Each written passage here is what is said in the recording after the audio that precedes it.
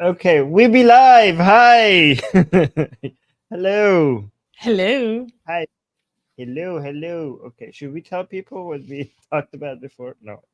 Well, we're late because right when the stream was supposed to start, we're both like, wait, I actually have to go pee. And they're like, wait, me too. We gotta go. I'm actually I was surprised that you made it faster than I did. I'm surprised actually. Usually that was really fast. I don't know how you did it. Anyways, guys, please make sure you like the stream. We have some very juicy content today. I'm actually quite excited. Let me actually see if we have True. audio. Yeah. Tell us, Susie, what is it? Are you? Oh You my told. I looked at the gosh. titles. Okay, well, we're going to be talking about a British media outfit that loves the Taliban and does a lot of work to interview the Taliban and interview their officials and put out their perspective on the Taliban. And then we're going to be talking about some wild blasphemy killings that happened in Pakistan. Then we're going to be talking about how in the recent Jordanian elections, the Islamist party had a big success.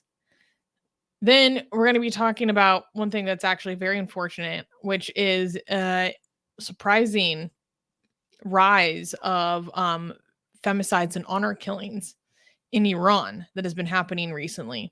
Huge spike. And then finally, and this is one of the stories that I'm most excited to talk about, we're going to talk about this cult that the feds went after in America. And this cult is like a cult that broke away from a bigger cult, which is the weirdest version of Islam you guys have ever heard of. It is the most un-Islamic Islam I have ever heard of. I swear to God. Like, this group that identify as Muslims, supposedly, is literally more un-Islamic than Armin, I think.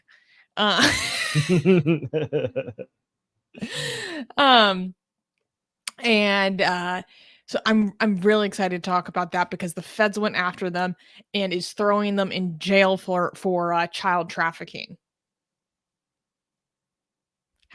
#justice. Wow. So there's a lot of juicy, very interesting stuff to talk about today. What we have a lot of people in the live chat that are saying that they like the stream. They confirm that the audio is good, and people are saying that they like the stream. Thank you, everybody who's liking the stream, and also thank you for everybody who's mentioning in the stream that they have liked. Yes, thank you, guys. That's amazing. Guys, we do need your likes for this channel to grow, so please go ahead and do that. Okay, hold on. We have a new member, Royce. Thank you so much for that. Thank you for being a member. I appreciate that. Should we get into the first story? Or you're ready to dive right in? Yes, I do want to. It is juicy. I'm ready to get in. Yeah. Okay. So, look at this. Thank you, guys. Oh, people thinking of liking. What the hell? Go do it. He's considering. Guys, I know he's considering. I think people are worried because of what Musa did in Lebanon. They think that maybe it might explode. It's not gonna. Yeah, guys, try the like button. It's not going to. Your devices are not going to explode. Okay, just try. Report to us after liking the stream if, in fact, your phones exploded or not. Okay, so can we clap? Yeah. Basically, today's news are all clappable. I think so. I think. Well, clap, right? Not all of them. Some people did die in some of them. Oh, yeah. Okay, so the first news we can clap, right? Yeah. First news. The British Islamists in love with the Taliban. This is going to be great. In a recent episode of the Muslims Uncensored podcast, journalists from the British Islamist media outfit, 5 Pillars, expressed open admiration for the Taliban's rule in Afghanistan, praising the absence of Western influences like alcohol, clubs, and public displays of women. This episode, which aired on the 3rd anniversary of the Taliban's takeover, sparked criticism for promoting extremist ideologies. Founded in 2013 by journalist Roshan Mohammed Salih, Five Pillars was created to challenge perceived Islamophobic biases in Western media. However, the outlet has frequently been criticized for its hardline stance on Islamic governance, anti-Western rhetoric, and for giving a platform to extremist voices. Accusations of supporting groups like the Taliban. I mean, I don't even think it's like an accusation at this point. Like in the clip that we'll show that they talk. How they is it an accusation? they brag about it. What the hell? They say it. So promoting anti-Semitic and anti-secular views and fostering division within the Muslim community have raised concerns for its role in radicalizing young Muslims and undermining integration efforts in the United Kingdom. So this. Should we just roll the clip, Armin? Yeah, I have a question though. How is it? Isn't the Taliban considered a terrorist group in the UK? Is it officially recognized as a terrorist group? I believe so. Okay, and isn't it in the UK? Not that I endorse any limitation of freedom of speech, but I mean, isn't in the UK? Are you allowed to support terrorist groups? Isn't that like against the law? Well, I mean, I don't know what the law is like in the UK. Let me be perfectly clear. I'm more familiar with the issues of providing material support if you were in the United States. So there's different kinds of support. And again, I can only speak for as an American. There's different kinds where it's like in support in word or in deed, material support as in providing like funds and stuff. There's all sorts of different levels and different regulations depending on what form it takes. That's all American though. I don't know about the UK, but from their perspective, they are journalists. They are a media outlet. And so they are going to Afghanistan to make documentaries about what they perceive life is like in Afghanistan, to showcase it from their perspective, to interview officials in their role as journalists. So that's their approach. Like they are not a charity to my knowledge. They're doing this as a function of their freedom of press. That's my understanding. Now, again, I don't know what kind of rules and regulations the UK literally has around those kinds of things. I know the American model, which is obviously very different than the UK model because they have tons of free speech restrictions nowadays that wouldn't last a day not last a day. They'd be unconstitutional in America. So, okay, let's listen to what he has to say. Okay, should I play it all the way through? It's 4 minutes. Let's listen to it all the way through, and then we can comment on it. I'll take notes. Go for it. Let me get my note. Let me get my notepad so we don't have to interrupt this guy. All right. You can interrupt if you want. No. I want to listen to the entirety of it before pausing, and then I'll just take notes. Even fellow Muslims from other conservative Muslim countries may find aspects of Afghan life under the Islamic Emara a bit different, but other things won't come as a different. Other things may be. Wait, I said I'm not going to interrupt, but I have to mention to people what he means when they say Emarat, right? They're talking about the Taliban as the government. Okay, so Emarat means that's what the Taliban refers to the government. So sorry, not pausing anymore. Let's listen to this. Even fellow Muslims from other conservative Muslim countries may find aspects of Afghan life under the Islamic Emara a bit different, but other things won't come as a different. Other things may be celebrated. For example, you never did you see a single woman being advertised anywhere? Oh no, of course not. Yeah. Did you hear music anywhere? No. Do you know what the brothers said to me? They said to me, and by the brothers I mean the brothers that I was with, the entourage, and the brothers that were hosting me, that were not part of the government or anything like that. They were like, we can guarantee you that there's not a single bottle of alcohol sold in this country. No one is licensed to sell khamr in this country. There's not a single pig here for the taste and the likes of tourists. There's no clubs and discos. There's no betting houses. There's no LGBT pride. There's none of this stuff. We are living in we're living in Dar al-Kufr here. That is an accurate description. We are living. Do you see Britain as home though? I do not see Britain as home. No. Well, not at all. I do not feel at home here. I just find it difficult, like a believing, practicing Muslim who knows his or her deen, feeling comfortable in the pit of Dar al-Kufr. I find that contradictory. I don't know how they can do that. You can. I don't think we should feel comfortable here, Okay. or future generations. Okay, fair. No, you're right in that regard. But I think there's enough accommodation in non-Muslim countries, Roshan. Let's be frank about it, brother. There's enough accommodation, at least in Britain, not France, but at least in Britain, where you have enough options and services there where you can kind of live in a Muslim bubble. Let's be honest about it.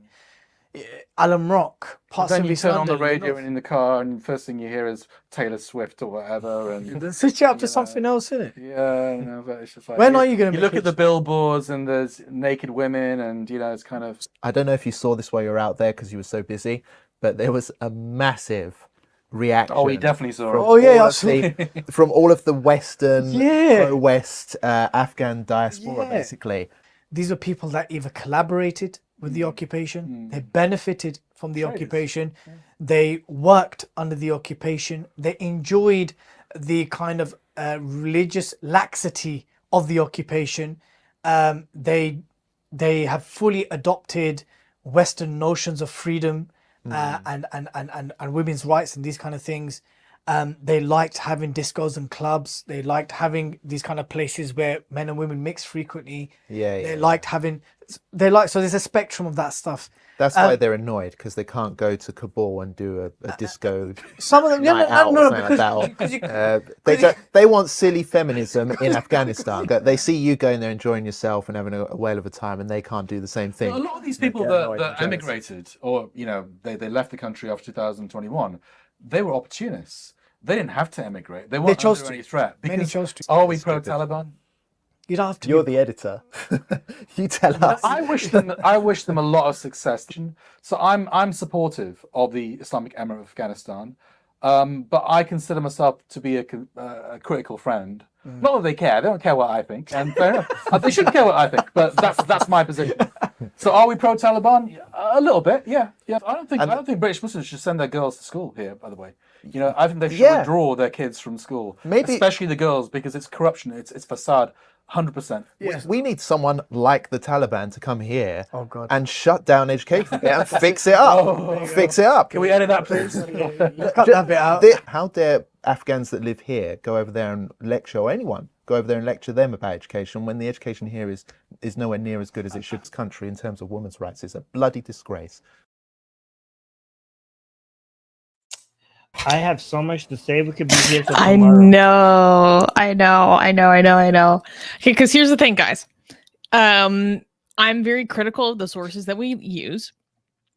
And Memory TV, who put together that clip that we just watched, has been accused of taking people out of context, when creating clips of them. So Armin and I both went and watched the full interview. And I went to go watch some other content that they put out where they interview Talibs themselves, and to get a more full picture of what they're saying. And when it comes to memory, I try to do that as much as possible. I try to go watch the full khutubs as much as possible. Of course, when it's in a different language, I can't do that. But so we can really report to you guys, what is being said in the context, what are their actual positions. So Armin, what are your initial reactions? And then I'll probably want to build on top of a few things. Right. So, I mean, a lot of people are going to first say, then why wouldn't you go there if you like it? Right. And if you actually watch the whole thing, they admit that they like some of the lifestyle that they have in the West. So and a lot of people who come to the West, they're not coming for the liberal values or the values that they have in these Western countries. These are economic migrants. they're coming for a better economic opportunity. And also, so there were some disagreements between them whether they consider UK home or not. And you could see that they mentioned that this area, one of them considers the Britain to be Darul Kufr, means that the land of infidels, the land of disbelief. The right? pit. The pit of Darul so Kufr. Yeah, so he considers Britain not to be home, but the other guy, the Dili guy, he was like, he still considers it to be home, but they're jealous of Afghanistan. So basically, the ideal for the Dili guy is to have the lifestyle of the UK, but the values of Afghanistan. And when I was watching the entire interview, I kept on hearing myself telling him that, do you not get that one of that lifestyle comes because of those values? There's a reason why you have that lifestyle in the UK. You don't just mean natural lifestyle, you mean wealth, natural prosperity. We have wealth and prosperity. He wants to be the level of comfort that he's enjoying. So he can't live in Afghanistan. He doesn't want to live in Afghanistan because he's enjoying a certain lifestyle that he has access to in the UK. But he wishes that he had not like alcohol was banned, pork was banned, LGBT was banned. In school they weren't teaching people about transgender stuff, children. basically. Well, no, they're not just against transgender stuff. They're against all forms of sex education or gender education that we know that is helpful. Like, I know there are things in school that they teach to children that we will be opposing as well, right? But there's certain level of gender and sex education that a lot of conservatives are against that have been proven to be useful, that protects children against sexual harm. They're throwing out the baby out with the bathwater. They think like any form of sexual education in school is bad. And when they're saying silly feminism, so a lot of you in the live chat are like, yeah, okay, well, they're right about that. Well, no, because the feminism that they're against is not the feminism that you're thinking of. The feminism that you're thinking of is third and fourth wave feminism. What they call silly feminism is the right to vote, is the right to be free, basic women's rights. Yeah, they're thinking the silly feminism is the right to be able to wear what you want, is to be able to go outside without a guardian or without the permission of your husband or your father. That's what they call silly feminism. Okay, so that's the feminism they're against. So, I mean, I could play that video and analyze every second of it. But there was a part of this video that now that I realized it didn't make it in, and I wish it did, because there's a contradiction in it. Because they are, at one point, he agrees that, he's trying to attack the liberal values, Western values, and he says Muslim coming to the UK, it's not because these are good values. Muslims coming to the UK or other Western countries, they actually they want Islamic values. They're coming here because of economic opportunities, not because they want your feminism or your secularism or your freedom. They still want Islam, but they're economic migrants. But then at some point, he mentions at the very end of it, close to the end of it, he mentions that people should stopping us. They should let us basically praise the Taliban, because if you guys want us to go to these countries, then let us promote them. Like, why are you standing in our way? Why are you criticizing us? Telling you how amazing the Taliban and Afghanistan is. That's what you want. You want Muslims. Let me make that a bit more clear to the audience. Let me make this more clear to the audience. So Dili Hussein, who's the deputy editor of 5 Pillars, made an argument, and his argument was that for all the far right people in what he categorizes as far right, people in the UK that say, that basically don't want us here, that don't want us to be practicing our religion here. His argument is that they should encourage us to build stronger connections to the motherland. so that we can basically make hijra, or basically migrate for the sake of Islam, back to our homelands so we can go live the proper Islamic lives that we want. They should actually encourage that.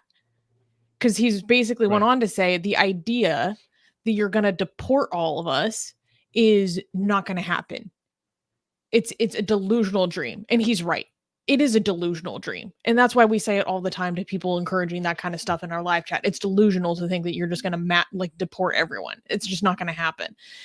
But his solution is not going to work. No. But his let me finish. solution is- Let me finish elucidating his opinion. Yeah. So he went on to say, that's not going to happen. You should encourage us to build strong connections to our motherlands. For him, that's Bangladesh. And then we would feel moved to migrate back there willingly and voluntarily. But instead, what happens when we build strong connections to our motherlands, as he would put it, we are accused of dual loyalty. We are accused of not loving, not loving, but not being like a part of the UK. So he's basically saying that we can't win either way. We can't win either way. But these far right people should actually be encouraging us to build a strong tie to our home country so that we would willingly want to leave.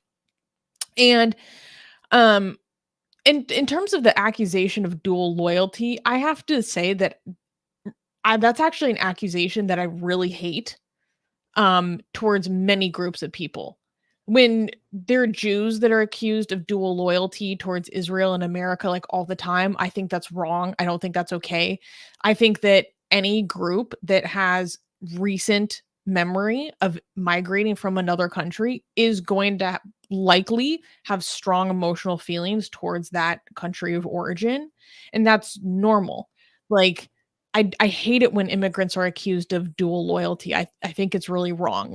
If someone said that towards my friends that are Iranian and feel passionately about the issues affecting Iran, and they're like, you have dual loyalty, I'd be like, that's disgusting. Don't say that. That doesn't make them. But it's correct. It's okay, but it's not a false thing to say. It's false if you consider it negative, and it is negative with these guys. Okay, so if you, for example, let's say if you are Israeli American and somebody says you have dual loyalty, I would say yes, and I mean, I would see it a good thing. I mean, you're an Israeli and you're American. You should have dual loyalty. If you're Iranian and you're American, if you love America and love Iran, yeah, you have dual loyalty, and good job. You have dual loyalty. I mean, Iran as a country, not the Islamic Republic, right? The problem with these mofos is that the dual loyalty, that's problematic. If you're loyal to America and you're loyal to Israel, and you're an American citizen, yes, be loyal to Israel, and being loyal to Israel is not a problem as an American citizen. But if you're a British citizen or an American citizen, and you're loyal to wanting an Islamic caliphate taking over the entire planet, okay, yes, I will accuse you of dual loyalty, and I will see it as problematic. Actually, it's not dual loyalty. It's actually, you're right. The accusation of dual loyalty is right because they're not loyal to Britain anyways. I wish you had dual loyalty, because that would mean that you are loyal to Britain as a country. You want an Islamic takeover of this country. You're only loyal to an Islamic caliphate, and you're actively working against this country that you're a citizen of. So yeah, dual loyalty would not be an accurate accusation. It would be preferable. It would be preferable. I wish it were that. Right. Well, because, for what it's worth, Dilly, who we have many criticisms of and obvious, very key central ideological disagreements with, he actually considers himself, all that being said, I'm going to start watching Five Pillars a lot more, because I found their videos really interesting and really refreshing. And people are going to be like, Susanna, what do you mean you found these Islamists talking refreshing? I found it very refreshing because these guys are very honest about what they believe. They're very honest. They're very straightforward. And what I found most refreshing was that when you watch them talk in the fullness of the interview, not a clip, they actually have a very high degree of self-awareness and honesty within themselves. So for example, they had a discussion among themselves about, like, you have a lot of admiration for the lifestyle of the Taliban, like you have an admiration for what it's like to live in such an Islamic society. Would you make hijrah there? Would you go live there? And they had an Hijrah means honest discussion. migration, guys. Yeah, they had an honest discussion. They were like, to be honest, no. Because, and they even said, if I went, I would have to live a privileged life. I would only go if I could live a privileged life. And they continue. They say, well, if I was by myself, like I would, if I was by myself, I would go. But I have the women in my family to care about. And I know that the women in my family couldn't live this way. They wouldn't live this way. Well, there's disagreements there. So I don't know what the guy on the right here. So there's two guys. So Dilly, this guy, hold on. He is enjoying the lifestyle in the UK. He doesn't appeal to the woman in his family. He's like, yeah, I'm not going to go to Afghanistan. No, but he himself also mentions that he likes the lifestyle, right? In here in the UK.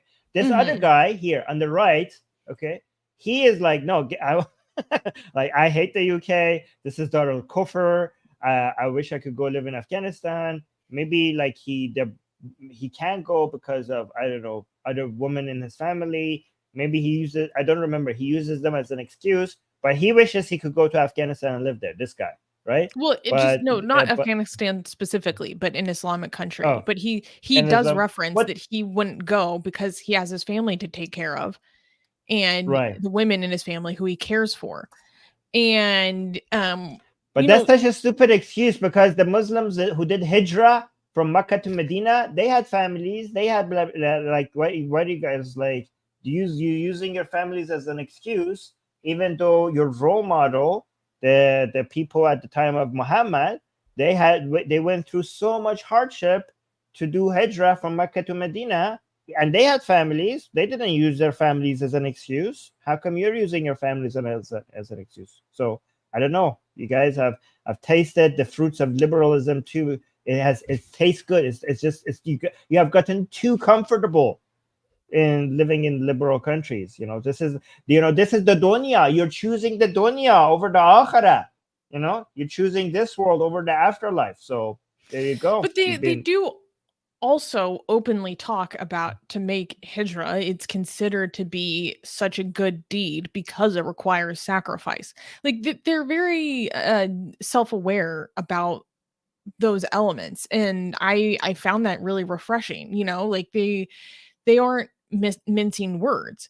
And to that end, they're also very honest about their criticism of the Taliban.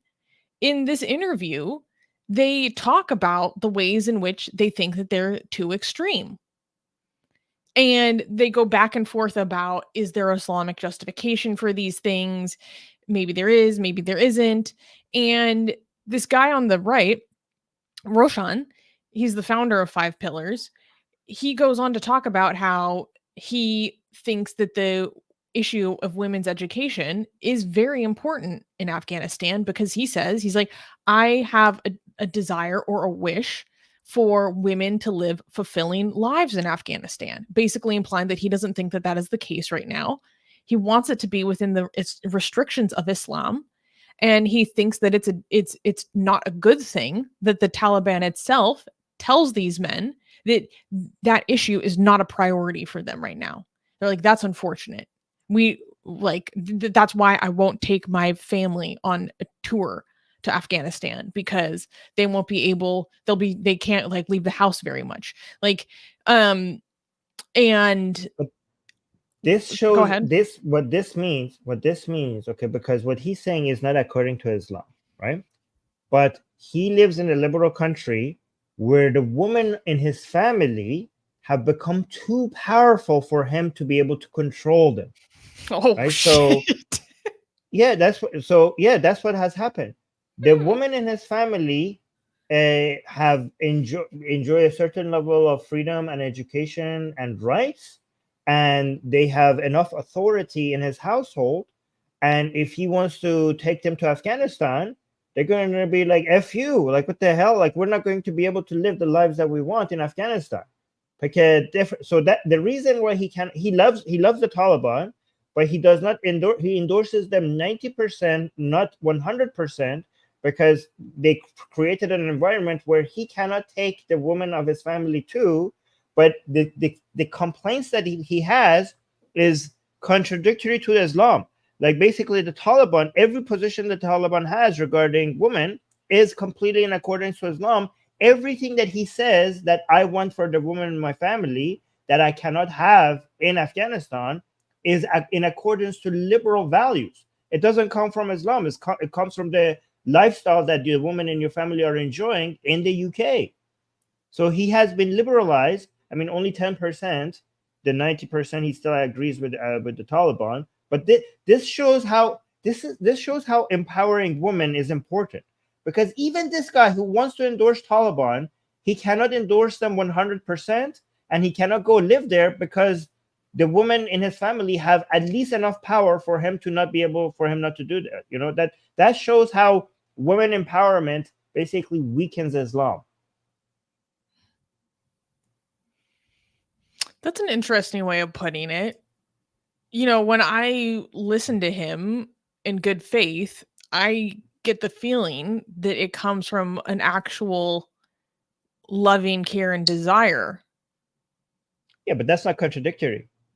Because if you are used to if you live in an environment where your wife and your daughter speaks back, complains, or wants things, and it's wants a certain level of freedom or progress or career or things to look forward to, and it has been normalized in your mind that this is okay, then when you're caring for them, you will consider those things as things that they should be able to have, right? But, you know, because it's not like if you are living in a more conservative family, Islamic family, you think that you're not being kind to them. You're still thinking that you're being kind to them, but you think this is how you are kind to women.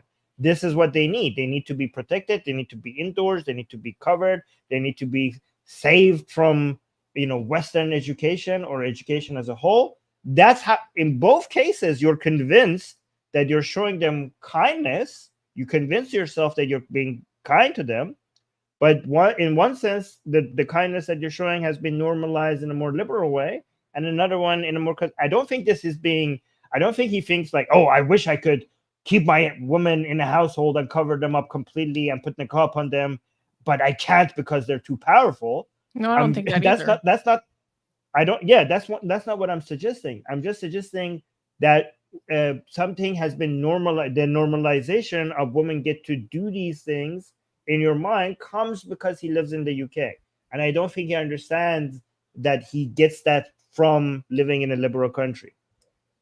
Or else the Taliban is everything the Taliban is saying regarding the controlling a woman. I mean, the only thing that is questionable whether this is completely Islamic or not is the covering of the face. That is an internal Islamic debate that different scholars in Islam could have disagreements with. Whether it's required or not to cover the face, there are many conservative Islamic scholars that would argue that no, that's not required. That, you know, you could cover the hair, you know, the face could show. Basically, your hands and the face could show. But everything else, I mean, some scholars say like, no, in certain situations, the face should be covered as well. But that's a disagreement that Muslim scholars have. But everything else the Taliban does, basically withholding education unless very rare circumstances. For example, a few women can be doctors. A few women could be working in security jobs because we need female doctors to do to basically so women don't have to go to male doctors. We do need a few security women working in security because when you're basically doing security check, you want women not to be touched by men. But those are very small numbers of educated or professional women that we need.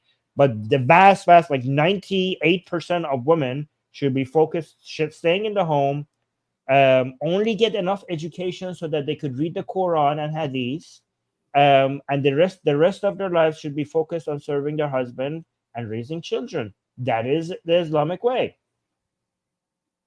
Mm-hmm.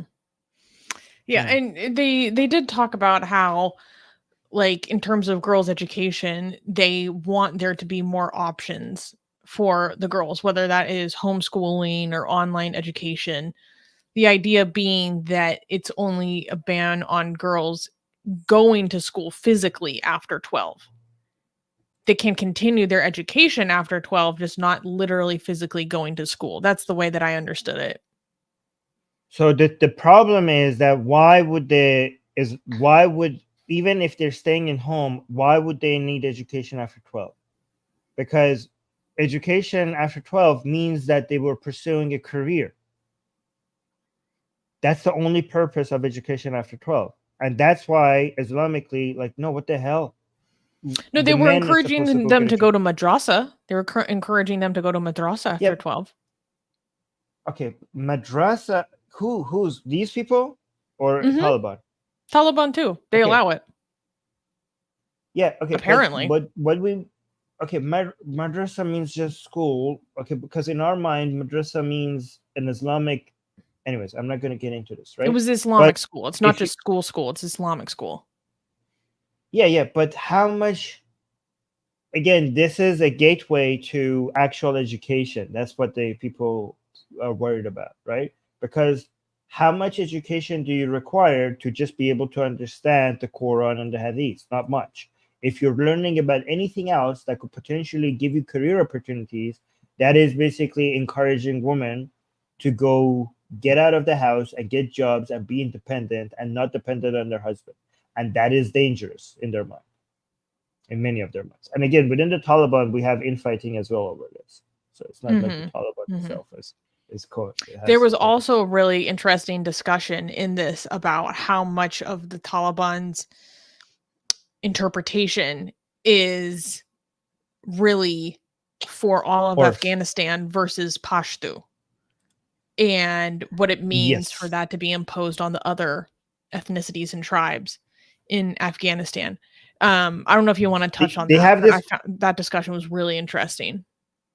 There's this concept of urf, which Islam allows for you to be flexible regarding what customs, the method of enforcing Islam based on what is prevalent in your geography, right? So, and the Taliban uses that as an argument for why, like when Turkey or Saudi Arabia or the UAE or Pakistan, when they criticize the Taliban for why are you doing this way in Afghanistan, this is not required Islamically. The Taliban refers to urf, which means that these are our customs.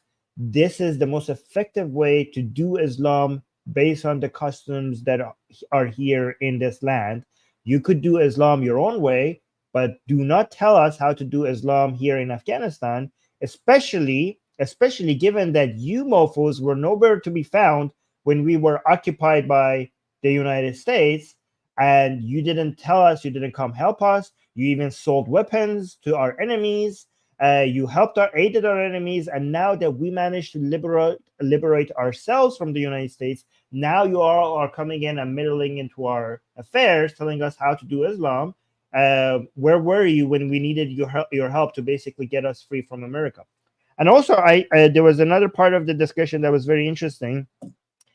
Many Afghans Afghanis, I should say, many Afghanis who want the Afghanistan to go back to the way things were before the Taliban took over, they make fun of them for being people who enjoyed the occupation. And by the occupation, they mean when the United States was in Afghanistan and the government was basically supported by the United States. They're like, oh, these are people who want silly feminism.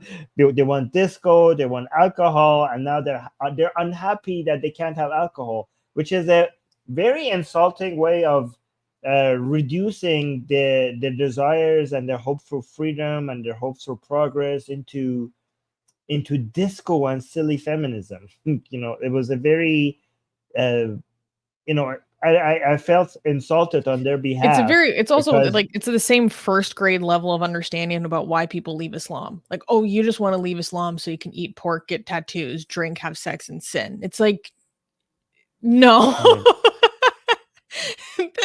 That's not the case. Can I say something that, to be honest, when I was watching this, so it's clearly two guys who are from a Muslim background and one guy who converted. And when I was watching this, I continuously got the feeling in this interview that the convert guy is going way harder than the other guys, like saying more extreme things because he needs to like prove himself. I haven't seen other content with that. I think his name is Robert. I haven't seen other content with him, so I'm not going to fully make that judgment. But watching this hour-long interview, that was the feeling I got, where the other guys were like, the of the stock, like they were like kind of like, calm down, like don't say that, like. Yeah, the other guys were trying to make him chill. He was like, "Oh, you know what? We need the Taliban to come here to the UK and fix our education system." Whoa. And the guy that is the head of 5 pillars is like, "Can we edit that part out?" And then they didn't. Like, yeah, that's his name. Wait, look, you can see his name.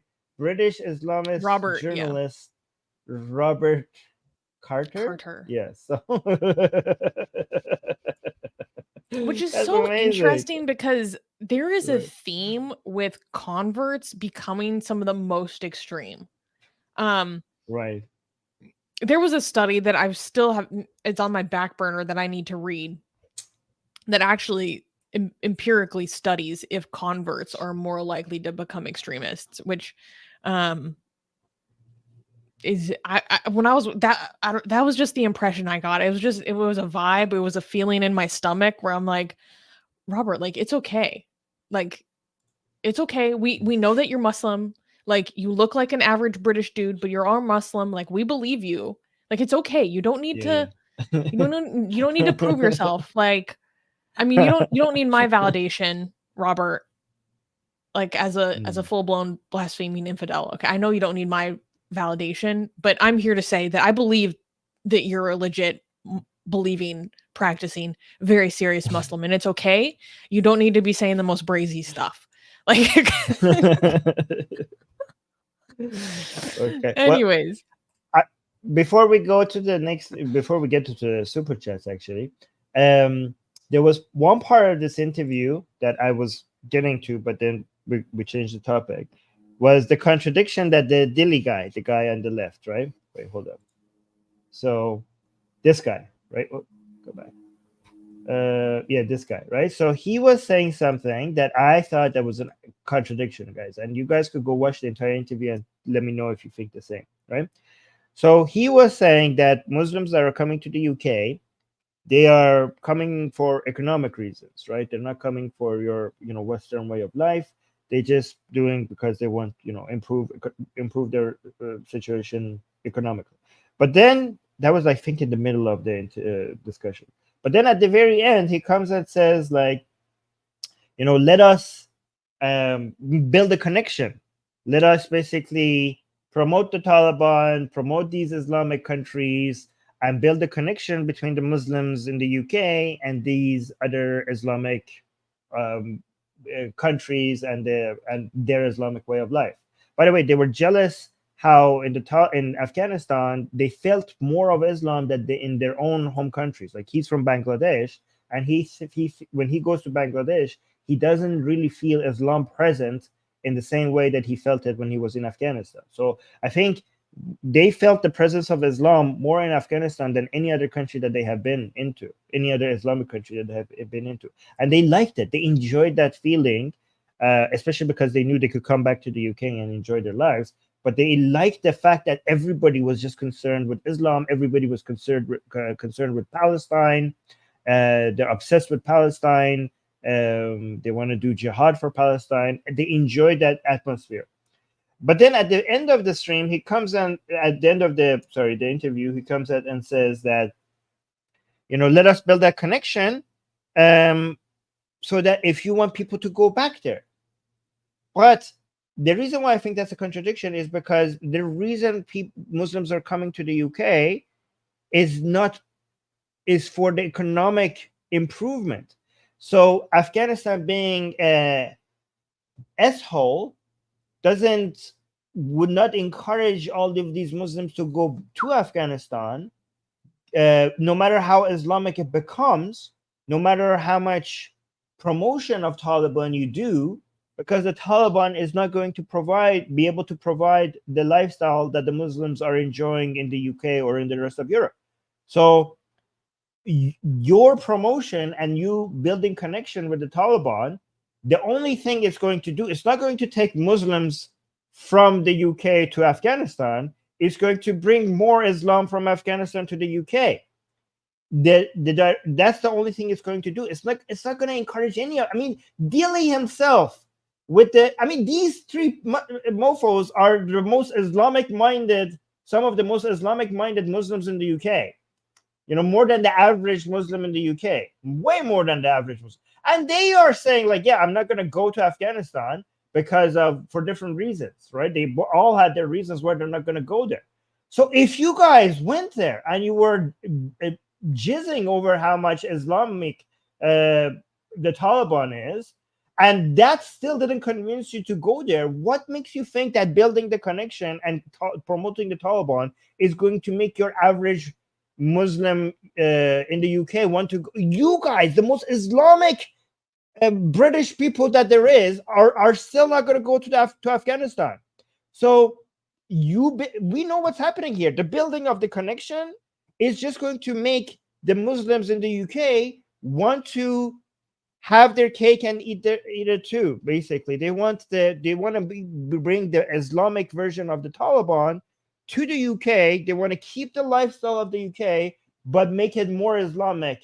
So that's the only thing that this is going to do. I don't know if he understood the contradiction, because he himself admitted at the beginning that this is an economic migration, not because of values. So if it's not because of values, then why would the values convince Muslims to go back to Afghanistan? Do you understand what I'm saying?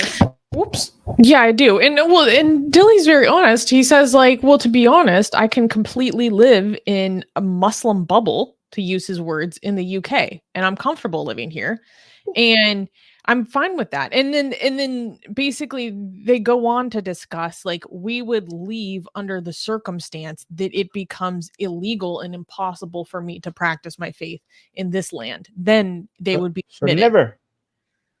So if he's saying that, then why does he ask at the end of this discussion for the UK and others to let you build, or right-leaning people, for them to let you to build that connection, for them to go back? Given everything you said, given that you said in the UK I will be able to create my Muslim bubble, I'm fine here. Given that you yourself are not going to go to Afghanistan, given that you yourself said that the Muslims that are coming to UK are coming for economic reasons, then given that all these three things, why would he then at the end ask for the bridge to be built between the Muslims in the UK and the Taliban, and for us to let you do that, with the understanding that this will make Muslims be able to go to Afghanistan? All of the things that you said in this discussion suggest that will not actually happen, that this will backfire, that this actually makes it worse. Do you understand what I'm saying? His conclusion at the very end is not in line with everything that he told us. That's an absolute contradiction. I think he's just trying to fool the far right. You're like, oh, you want us to go back to Afghanistan? Well, let us make a bridge and promote the Taliban. You fool, you just gave us all the reasons why that will not happen. There's one more thing I wanted to touch on, which is basically in the clip that we showed when he talks about being pro-Taliban, what's not included in the clip is Roshan goes on to say, he's like, well, let me be clear. I'm pro-Islam. And this is the closest thing that we have to a Sunni caliphate since the fall of the caliphate in the 20th century. So that's part of why they promote them so strongly. It is for the purposes of a Khalifa. And So they're like, the Shias have Iran, like, we need our own thing now. This is the closest thing that we have. I'm very hopeful for what they can do. I'm speaking as him. Like, I wish them the best. I want to see more improvement. I want to see more outreach. And he goes on to say that in his role as the editor of Five Pillars, like, we are going to devote a lot more resources to covering Afghanistan, basically promoting what's going on there, by having a correspondent and all these other things. There was a few more things I wanted to touch on, which is, Armin, can you scroll down further in the article to see a clip of the main guy, Roshan, farther down, in a different interview. Yeah, there we go. Oh, you want to hear this? Should I play it? Okay. I mean, I just see them as potential Muslims. You know, that's like, I see a pub as a future mosque. That's what I'm here to do. You know, not to keep this country, not to be a minority in this country, in a non-Muslim majority country. I want this country to become Muslim, obviously through a process of dawah and not through violence or anything like that. Wow. So he's a textbook nonviolent Islamist. Okay, let's be clear regarding nonviolence here, okay? Because a lot of people want to celebrate nonviolence here. When they say nonviolent, it's because this is a Meccan phase. These are, if you actually start talking to these people and basically pin them down and basically make sure they answer all your questions, the reason why they're nonviolent is because they can't be violent. Not big, okay? What Islam teaches you is that when you're the minority, when you don't have the army, when you don't have the strength to be able to defeat and crush your enemies, then that's the Meccan phase. That's what Muhammad did when he didn't have the upper hand. He would just go and do da'wah peacefully. Muhammad did da'wah peacefully, basically advertised Islam peacefully. And then with the Madani phase, when Muhammad had an army and he had a government, he had the rule, then he went and he used his armies to force Islam upon people. That's when he had an army. So when they're saying like, oh, we want to advertise Islam peacefully, they're advertising Islam peacefully because it would be stupid of them to do it with force, given that the armies of these Western countries will just crush you. Like, what the hell are you going to do? Like, you're going to do terrorism against the... I mean, the problem they have with ISIS is not that they're anti-violence. The problem they have with ISIS is so dumb to realize that they're not going to be able to defeat their enemies with the weaponry that they have. If you're in the UK, the police will be able to, if you arm yourself and want to do violence to force people to become Muslim, well, obviously that's not going to work. What the hell? Like, you're not going to be able to defeat the UK's police and military capability. That's why they're doing it peacefully. But once they have a caliphate, once they get to a point where they bring back the Islamic Empire, then that's the time. That's the only time where you actually now force people to abide by Islamic law. Again, force people to abide by Islamic law, not force people to become Muslim if they're Christian or Jew. Okay, then you have to force them to pay the jizya. But they have to abide. You have to force them to live by Islamic law. So don't think that Islam is non-violent. I mean, he's not doing taqiyya here. People are like, oh, he's saying that they're peaceful, so Islam is violent, so he's doing taqiyya. No, he's not doing taqiyya. This is honest, but this is the Meccan phase of Islam, that you have to be peaceful because you can't win. You cannot win if you do the violence, right? So, does that make sense? There's something in my mind about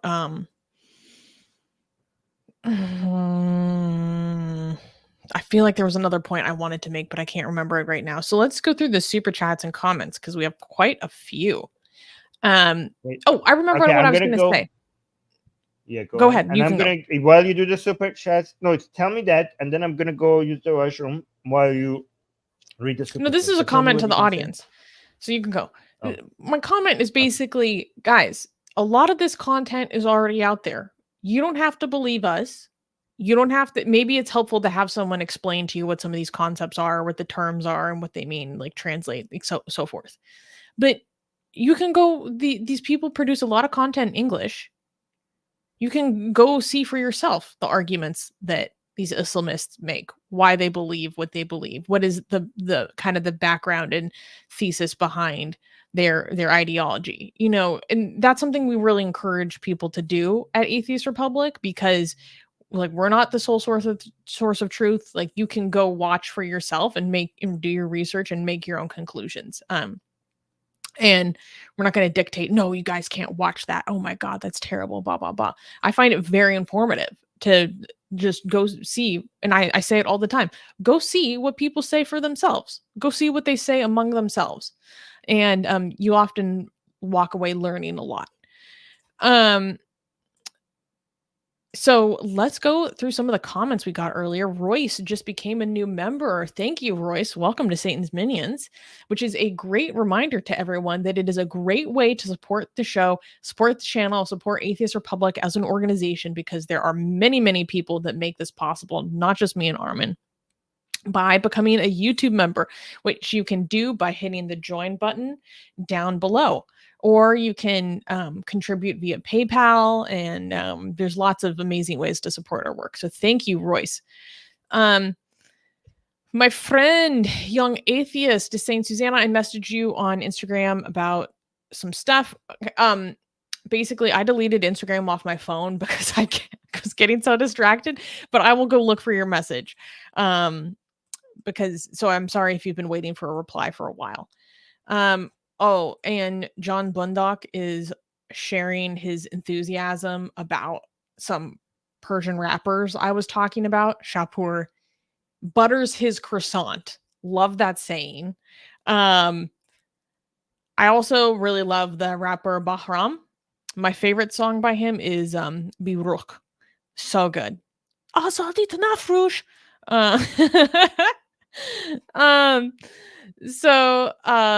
Then Maximilian Musterman is saying, Armin and Susanna, why didn't you cover the attack in Mannheim 3 months ago? We actually did. It wasn't its own segment because it happened so quickly and so dramatically. It was like the day, like very briefly before we actually went into a stream. So we covered it when I was already talking about a different story. And we just like took that time to go ahead and like give our thoughts about it. So we did cover it. It just wasn't its own clip because it was so like fresh that we just wanted to do it kind of off the cuff. Aiden is saying, fun fact, so subscribing to Atheist Republic protects you from any potential Mossad exploding phones. Pagers used by terrorists are not protected, however. That is an important asterisk on that. Thank you, Aiden, for being transparent in the terms of service. But yes, please that is how this works. Bull McLeod is saying Susanna got her amulet of Talos equipped. And a lot of people are thinking that this is a cross. Like this is not a cross. This is a little Cyprian idol of Pomos. But I do enjoy how triggered people are getting by the assumptions they're making about me. Particularly including this person, Falcon, saying, what's the Arabic text in Susanna's background? Is she a secret Islamist? I'm sorry, Falcon, if you're a supporter and a lover of Atheist Republic, like I have to roast you right here because this is some dumb fuck shit. Pardon my language, but I can't help it. I just can't deal. This right here says Zan Zandagi Azadi, which means woman, life, freedom in Persian, and is probably one of the strongest anti-Islamist movements in the world right now, originating out of Iran. And I would implore you to familiarize yourself that there are numerous languages around the world that use an Arabized script. Millions of people that speak these different languages around the world. And every time you see words in like kind of this cursive, curly language that you don't understand, it's not Islamic. Oh my God, it's not Islamic just because you see something that looks like Arabic. Like there's a lot more to this world. So this Maybe he's idea, joking. like It cannot be. but I can't tell. We know that the level of idiocy that we come across on a regular basis in the live chat, I can't assume that it's a joke. I legitimately cannot assume that it's a joke. So I just can't. I can't deal.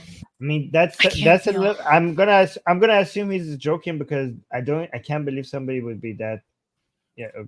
By the way, even if it was Arabic, we have so many. I mean, not every Arabic text has to do with Islam. But Armin, Um, remember we yeah. covered a few months ago the story of a woman who was wearing a dress in Pakistan that just had halwa in Arabic on it, which just means sweet. Yes, you're right. And she literally almost got lynched by a mob in the middle of Lahore because she was just wearing a dress with Arabic calligraphy on it, and then everyone around her thought that it was the Quran. So apparently, I mean, there are entire populations that make that assumption. So how can I assume that someone in the live chat isn't making the same mistake? Like, there was okay, so there was many I don't know, many years ago, I remember in Iran, people were peeing somewhere too much, and to stop them, they wrote Arabic on the wall that was not the Quran, but because it was Arabic, people assumed that it's the Quran and they stopped peeing there to not get in trouble. So that's hilarious. Hey, if it works, it works. This is so Zaid is saying these people are missing out on all the anti-Islam Arabic memes. True. Maximilian is also saying the Taliban is the official government of Afghanistan. It can hardly be described as a terrorist group anymore. It is. It is. Oh, I wanted to highlight this. Yeah, go ahead. No. Okay. So what is I disagree with you because you're saying the official government of Afghanistan. What makes, when you consider something official, it means that it's being recognized as the government of Afghanistan, right? And because it hasn't been recognized as the government, I mean, these are definitions of words that is based on agreements that we have with each other, right? And if the world hasn't officially recognized the Taliban as the government of Afghanistan, then technically, by those standards, they could still be considered a terrorist group. And also, if we want to apply your standard, then the UK is wrong to consider Hamas a terrorist group, because the Hamas is the official government of Gaza. So by that standard, the Hamas cannot be described as a terrorist group anymore, because by definition, if you want to say if it's officially a government, then it's not a terrorist group, then Hamas is not a terrorist group. I mean, I'm not saying, I know these are just definitions and we could come up with a way, it's based on us how we want to define it, based on agreements how we want to define words. But I think that any definition of terrorism that does not consider Hamas a terrorist group is not an effective definition. Like we use definitions based on the utility and of those words, and I don't think, like, I mean, if calling Hamas not a terrorist group does not mean that you're endorsing Hamas. You're just trying to be precise with how you use language. But I'm just appealing to utility of definitions to say that given that this definition would not consider Hamas to be a terrorist group, we have to rethink the definitions, how we define terrorism. Okay, and I think we already clarified this, but Kenya is asking, Dar al-Kufr is land of not Islam. Yeah. So Flying Robot Duck just gifted an Atheist Republic membership to someone. Well, thank you. That's very generous. Oh, this is a great question for Armin while I go get more coffee. I'm not sure how to say this name.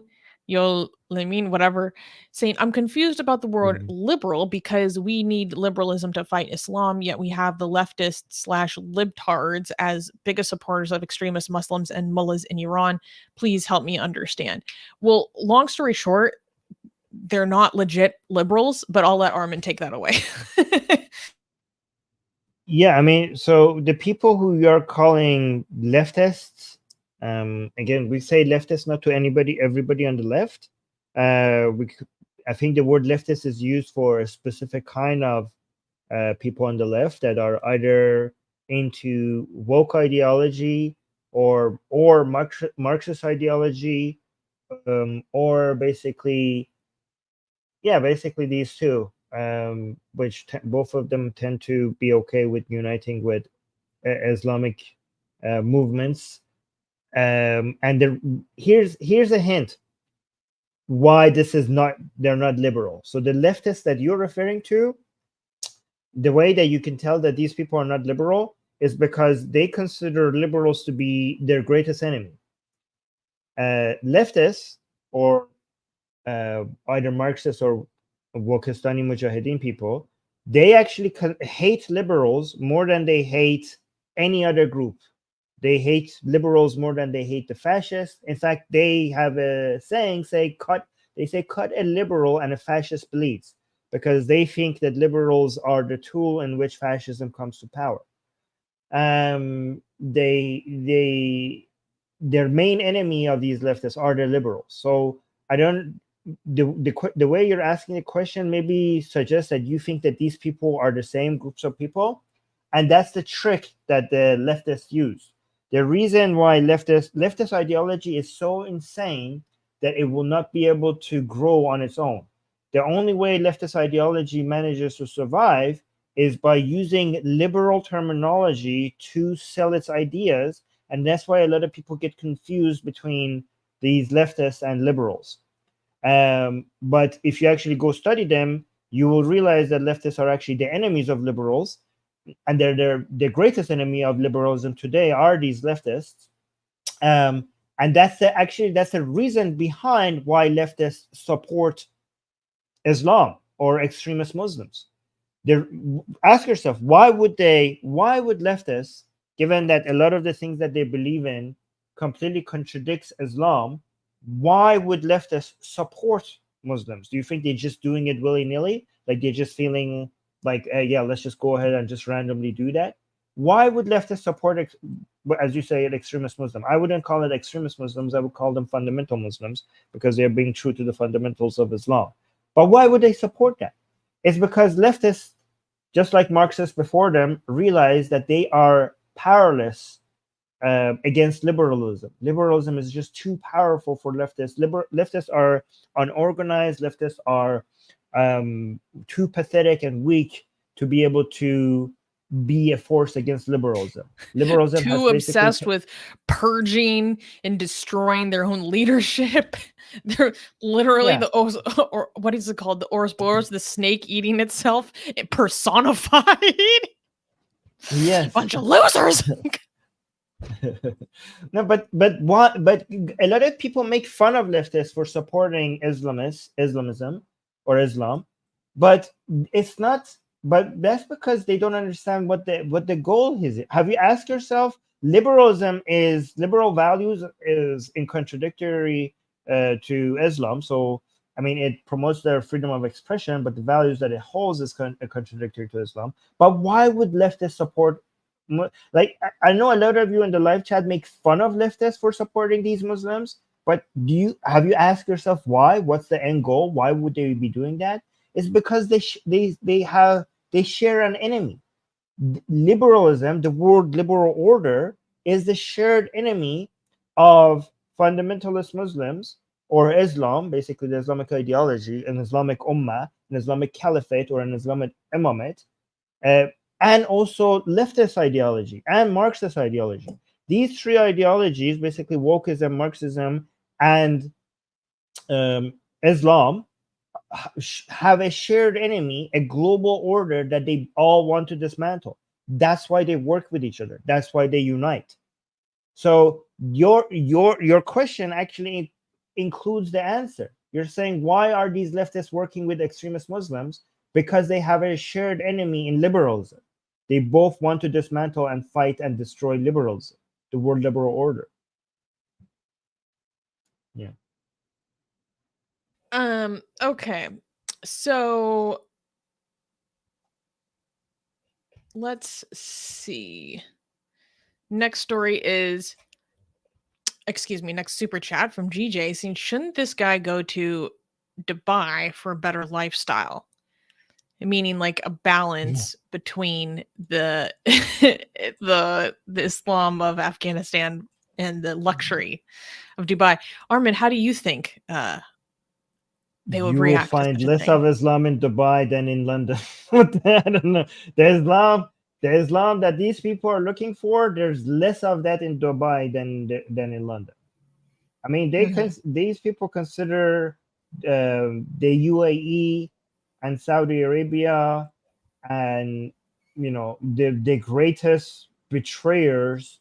I mean, the main thing, one of the things that they were enjoying so much when they were in Afghanistan is the obsession over Palestine, right? That's one thing that they were, when they were there, they were so, it warmed their hearts to experience. So why would they go to Dubai, the main city of a country that is leading the way in normalizing ties with Israel? Like, these are the greatest traitors of the Ummah. So they're not going to get that. They're not going to get that in Dubai. They will get the feelings that they're getting in Afghanistan. They will get that more in London than they would ever get that in Dubai. I mean, Dubai is the heart of the shifting of the attention to the dunya instead of the akhirah. In the Arab world, is leading the way in, basically, in their minds, it's leading the way in corrupting the minds of Muslims. So yeah, that would not be a good place for them. As a side note, Nace is going after me in the live chat for something I said about Portugal, and I cannot for the life of me think of what I've said about Portugal recently. Was I talking about, are you pissed about the whole decolonization thing? Is that why you're being sensitive? Oh my Lord. Oh, if that's what it is, nah. Okay. You know what? Never mind, man. Vidi Veritas is saying, was waiting for Susie. Now I can be a member. Oh, that's so sweet. Well, it doesn't look like you've become a member yet, but if you do, thank you. Thank you. Second Shaitan gave a super chat with no comment. Oh, that is beautiful. Look at the way. Okay, so his or her profile pic is basically written Shaitan in Arabic, but it's in one of those circles and written in a way, you know how you celebrate important Islamic figures, but instead of that, it has written Shaitan there. Hold on, let me see if I can find the book. No, not this book. Oh, here.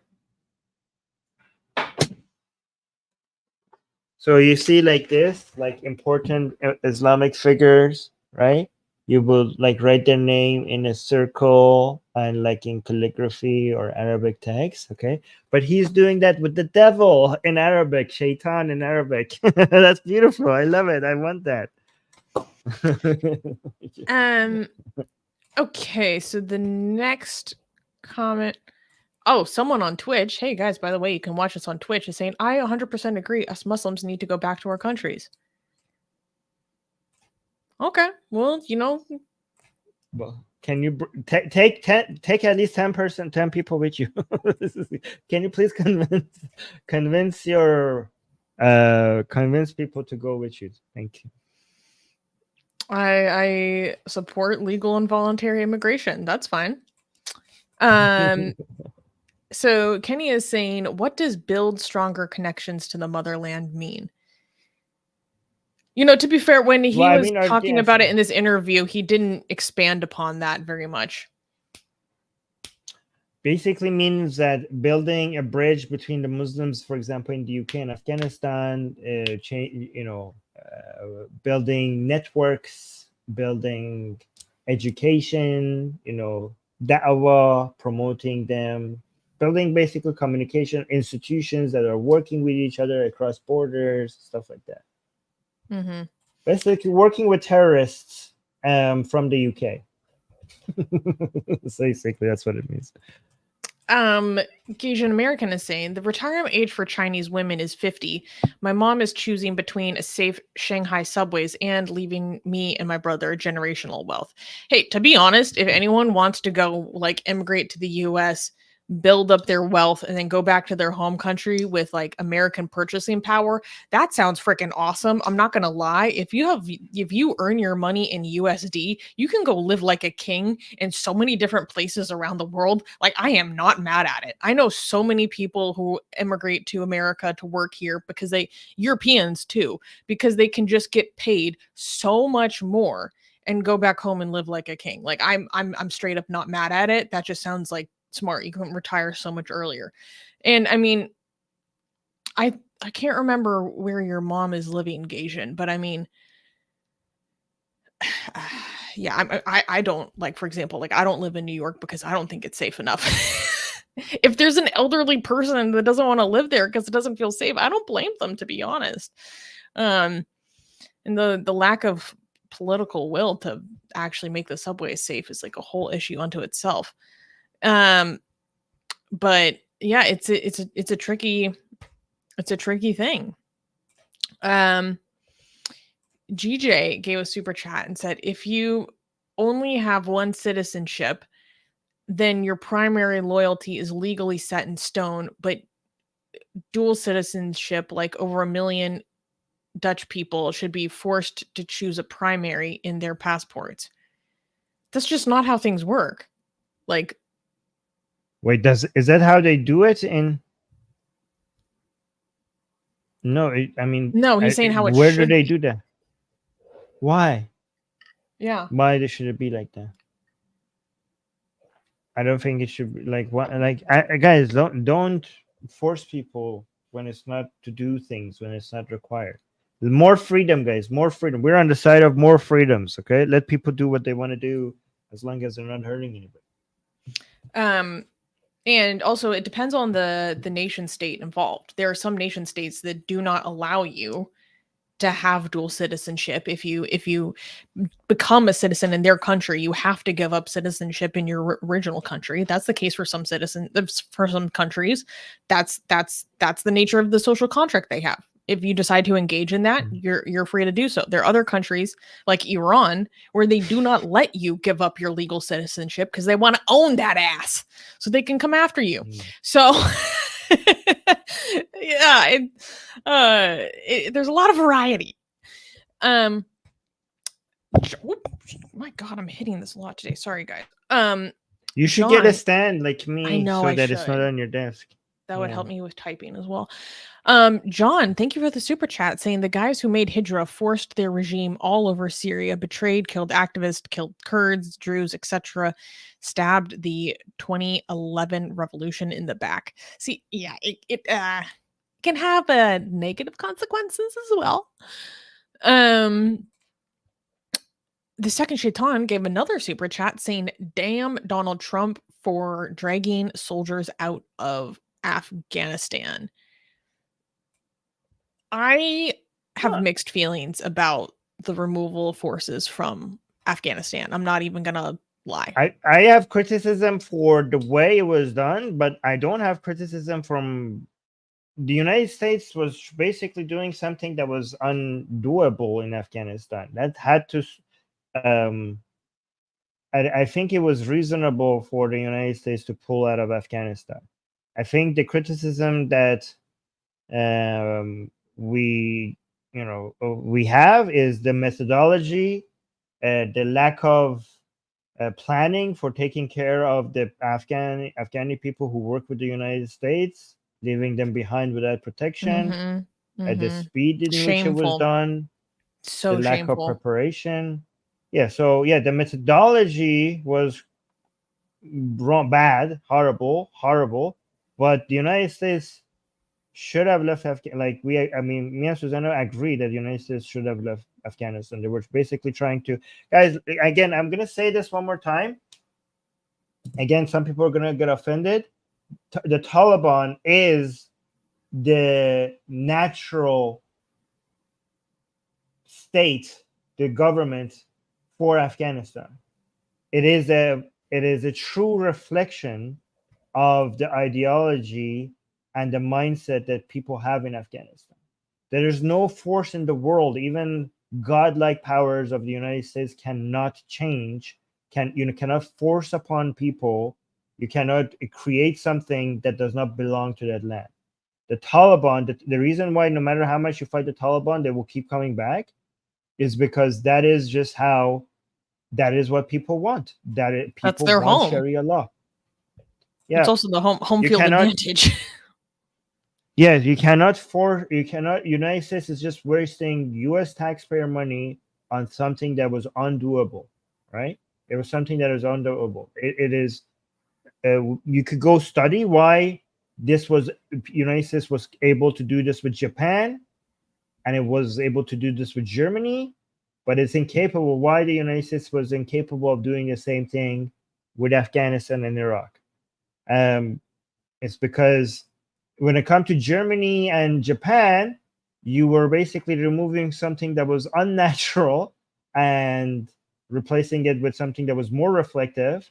However, with Afghanistan, you were doing basically the opposite, and you cannot engineer something like that. You have to change the culture and the people before you get there. And let me be clear, Armin and I have zero delusions about how devastating the consequences of that are. Like, this is not an apologism in any way, shape, or form for we talk about it all the time, this sheer level of deprivation that people are experiencing. Both of those things can be true, and it's not an endorsement. Oh, John gave another super chat, thanking me for my Persian rap suggestions. It's true. I'm literally blasting it in the car the other day.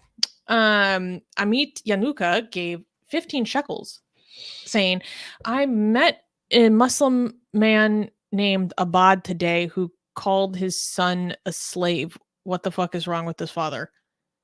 I need a lot more context. Slave of Allah?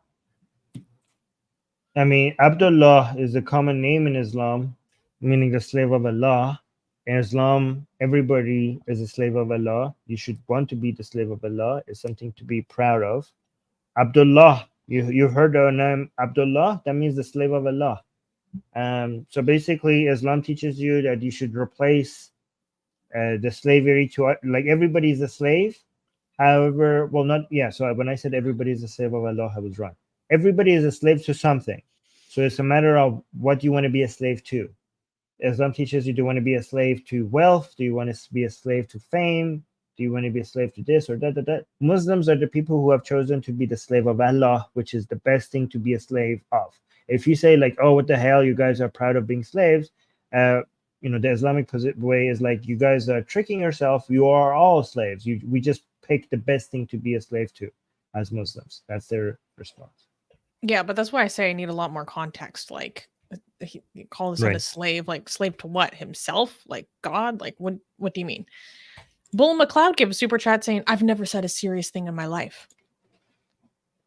Thank you for the super chat, Bull McLeod. As we learned yesterday from a hater in the live chat, I'm not a serious entity either. If I still had Twitter, I'd like put that in a bio, like, quote, not a serious entity. So funny.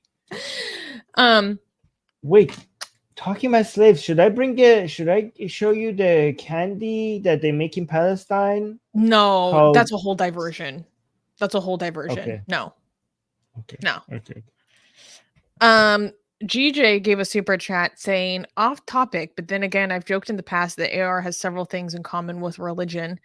Today, I include one extra factor, always need more money, but serious, why no sponsors? And then followed up with, I know it doesn't, wait, where did it go? Susanna could do with suppliers of eyeglasses like Professor of Rock Steady, Zenny Deal, Armin always values capitalism, so no sponsoring.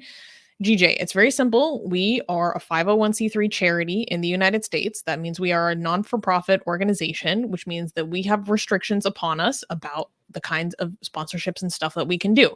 An eyeglasses deal falls far outside of those legal obligations. Why do we keep asking for money? Because we ask for money the same way that any other charity and nonprofit asks for money, because that is literally the business model of a nonprofit.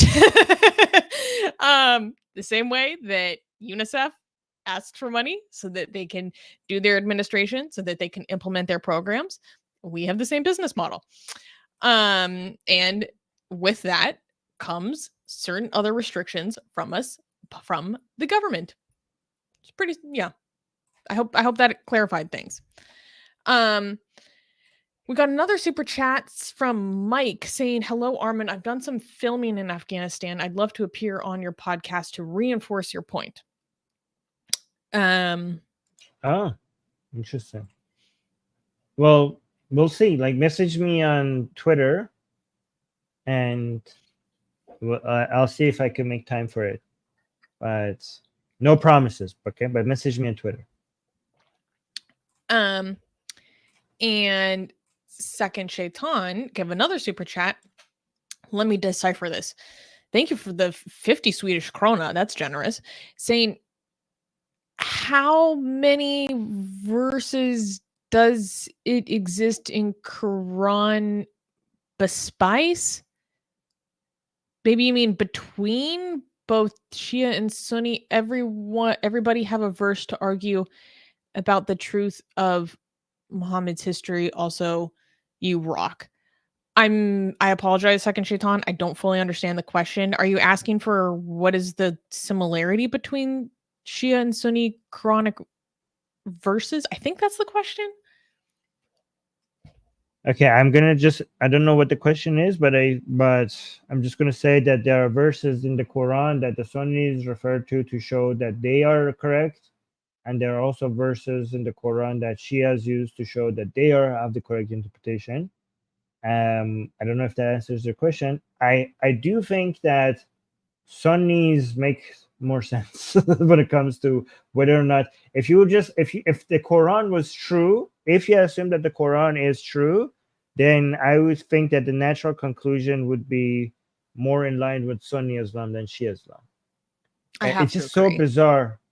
Yes, it's so bizarre to suggest that the whole point of Islam was for Ali and Hussein and Mehdi and Fatima. That was for that to eventually be a thing without any reference to it in the Quran. Like the Quran, this was the most important part of Islam that Allah had somehow completely forgotten to, or decided to not directly mention it in the Quran. It's such a bizarre conclusion. So I might be a secret Shirazi Shia. Okay. But even I can recognize. Yes. When it comes to marketing, Shia Islam is like more interesting. You know, when it comes to storytelling, Shia Islam has Sunni Islam beat. But when it comes to making sense within the context of, if you could make sense within the internal logic, Islam, yeah. Internal, if you presume the Quran as the actually word of God, then Sunni Islam would be the natural conclusion, not Shia. See, guys, we're very honest. Are you going to get other atheist creators saying that? Wait. Oh, he replied saying, I mean, how many groups plus their verse? I'm sorry, Shaitan. That actually made me more confused. How many groups plus the verse? Are you saying that Shias and Sunnis have added verses to the Quran that is specifically for Shias and Sunnis? If you're asking that, none. Okay, the verses, the Sunnis and Shia have the same verses in the Quran. They both have the same Quran. They don't have different Qurans. So there is no additional verses that Shias believe in or the Sunnis believe in. If that's the question. Mm-hmm. Then Kenny gave a super sticker with no comment. Thank you, Kenny. Kenny, by the way, I have to give him a shout out for being one of our most amazing volunteers. Shouts out to Kenny. I have meetings with him like every week. And also it was his birthday recently, I think. So happy birthday, Kenny. Birthday. GJ gave another super chat.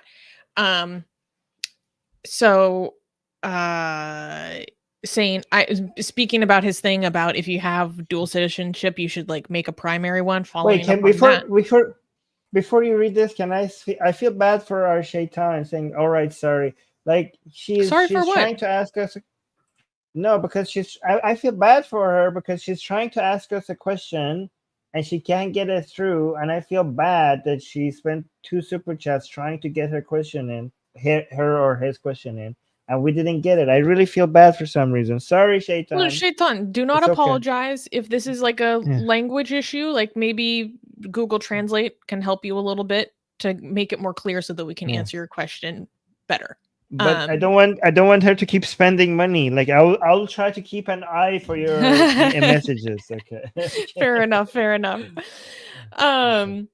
Okay, so back to GJ super chat saying, I know it doesn't work like that yet in terms of declaring a primary citizenship, but it ought to. Rights and obligations that came with each citizenship can conflict. Therefore, declaring a primary is something that international law needs.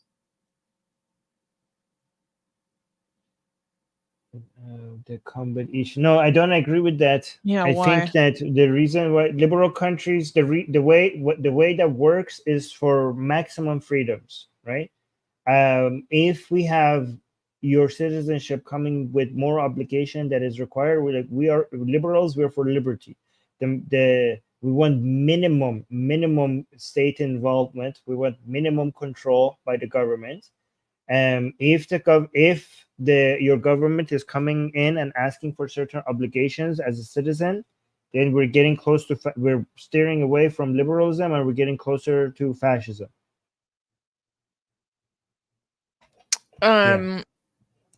Okay.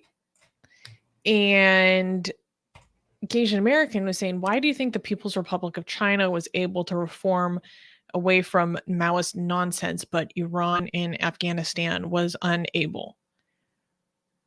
Well, presumably because of political will and expediency. Once unable to reform from Maoist nonsense. Like they're going back to it, aren't they? Like there's a high motivation from Khamenei for Iran to just be made in his image. Like, so why would he reform away from that? Like, yep. I think able to assumes a motivation that was not achieved. All these people that you're mentioning, they're doing the thing that is best for them staying in power, right? So if you're saying why in Iran they were unable to, in Afghanistan they were unable to, you're assuming that there was a motivation to do so and they failed at it. The problem is that the motivation was not there to begin with, because for the regime, they basically went along with what they needed to do to maintain more power. And the same thing happened in China. The same thing happened in Afghanistan. yeah. Okay. And GJ sent another super chat saying, okay, thanks for the information. In Netherlands, it's good. Just make no profit. Okay. Well, yeah, the laws and regulations are different. We have different obligations. Michael gave a super chat just saying cats or dogs. Dogs all the way. 100% dogs all the way. I don't trust cats. Cats will literally eat you 1 hour after you die. They will start eating you and living inside your own freaking carcass. I swear to God, this is not even a lie. Like your body won't even be cold. They'll start eating you. They're waiting. They're looking at you and they're waiting. Hey, stop. Dogs will wait until they are starving before they start eating you. That says something. That's real love. Just pick dogs without hating on cats. We're gonna lose all our anti-cat fans, like all our cat fans. Okay, just pick dogs and move on. Just pick the dogs and move on. Stop hating on cats. I have an obligation to look warn at this. I have an obligation to warn our audience that you see a furry fluff ball, but they look at you like a steak just waiting to keel over before they climb inside your freaking chest cavity. Look, you're upsetting people. You're upsetting our cat people. I'm just being dramatic. Oh my God. Okay, the only cats that I like are Zaid's cats. Zaid has been sending me photos of his cats since I met him years ago. Okay, and they are freaking adorable cats. I'm not gonna lie, but I know that they lie in wait. And Zaid, I'm here to protect your back. Your cats will eat your freaking heart.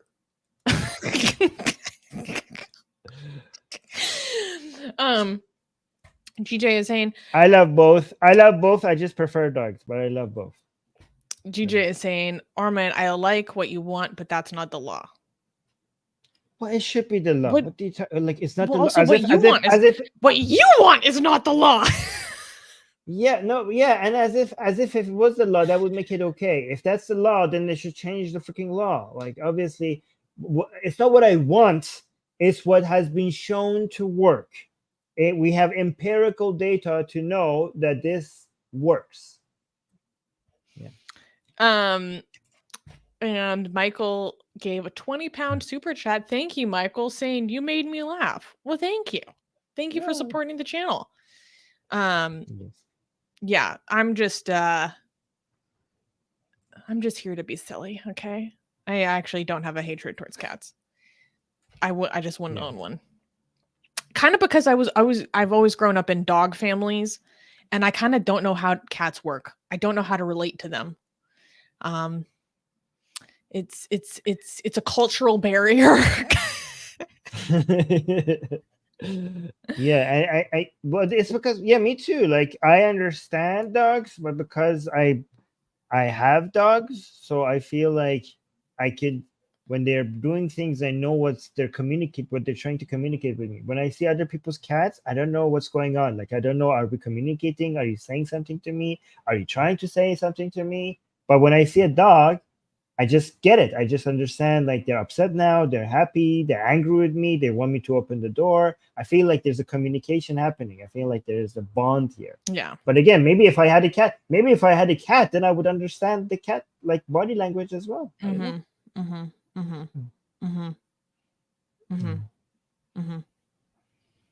Wow, Zaid, that's hurtful. How dare you?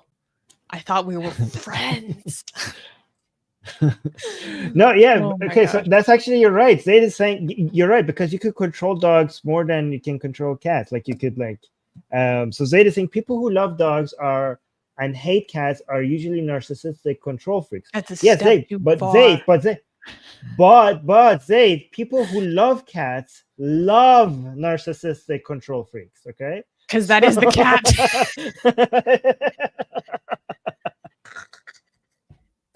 So Susie is just being a cat, technically. Wow. Wow. Okay, I'm sorry. Yeah. How does that feel, Zaid? Huh? You like that? Okay, Oh we my should gosh. go more.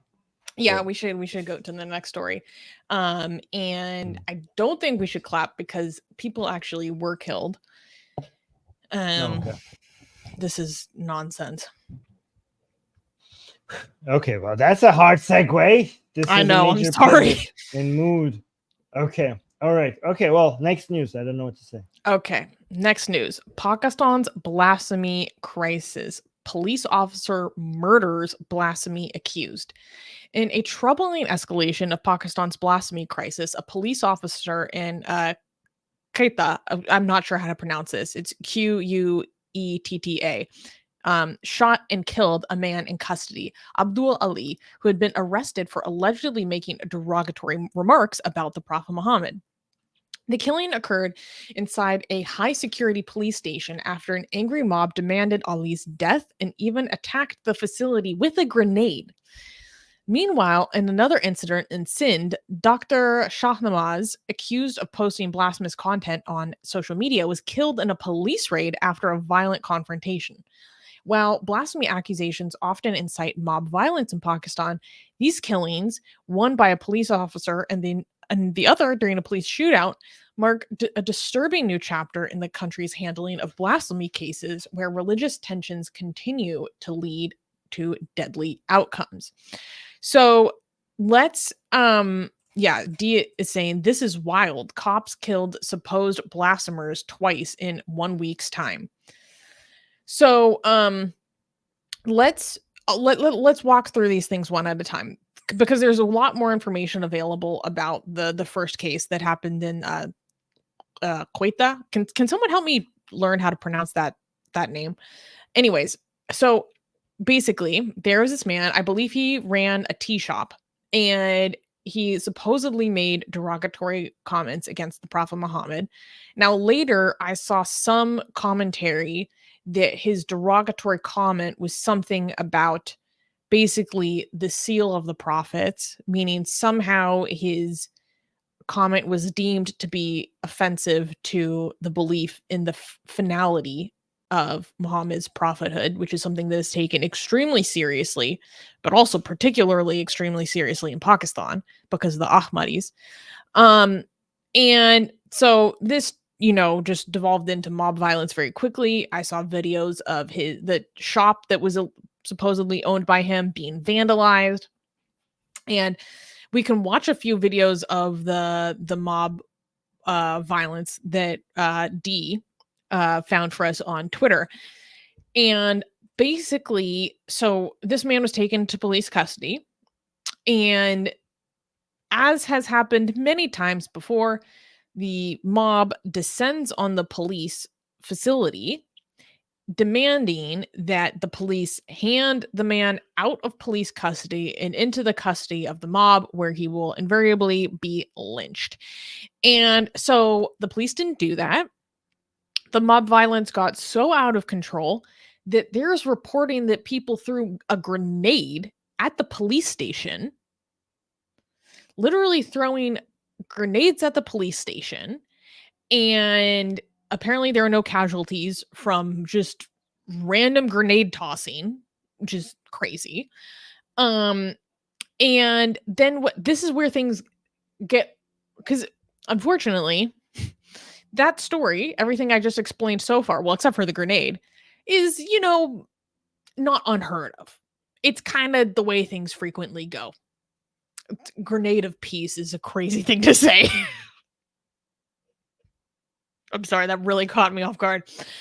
So what I described so far, it's like, okay, yeah, of course, naturally, the mob's going to go to the police station and try to take over the police station to go get a hold of this man. And there have been instances where the mob actually is successful in like ripping the accused out of the hands of the police and just lynching them right there. That happens. Okay, whatever. That's normal.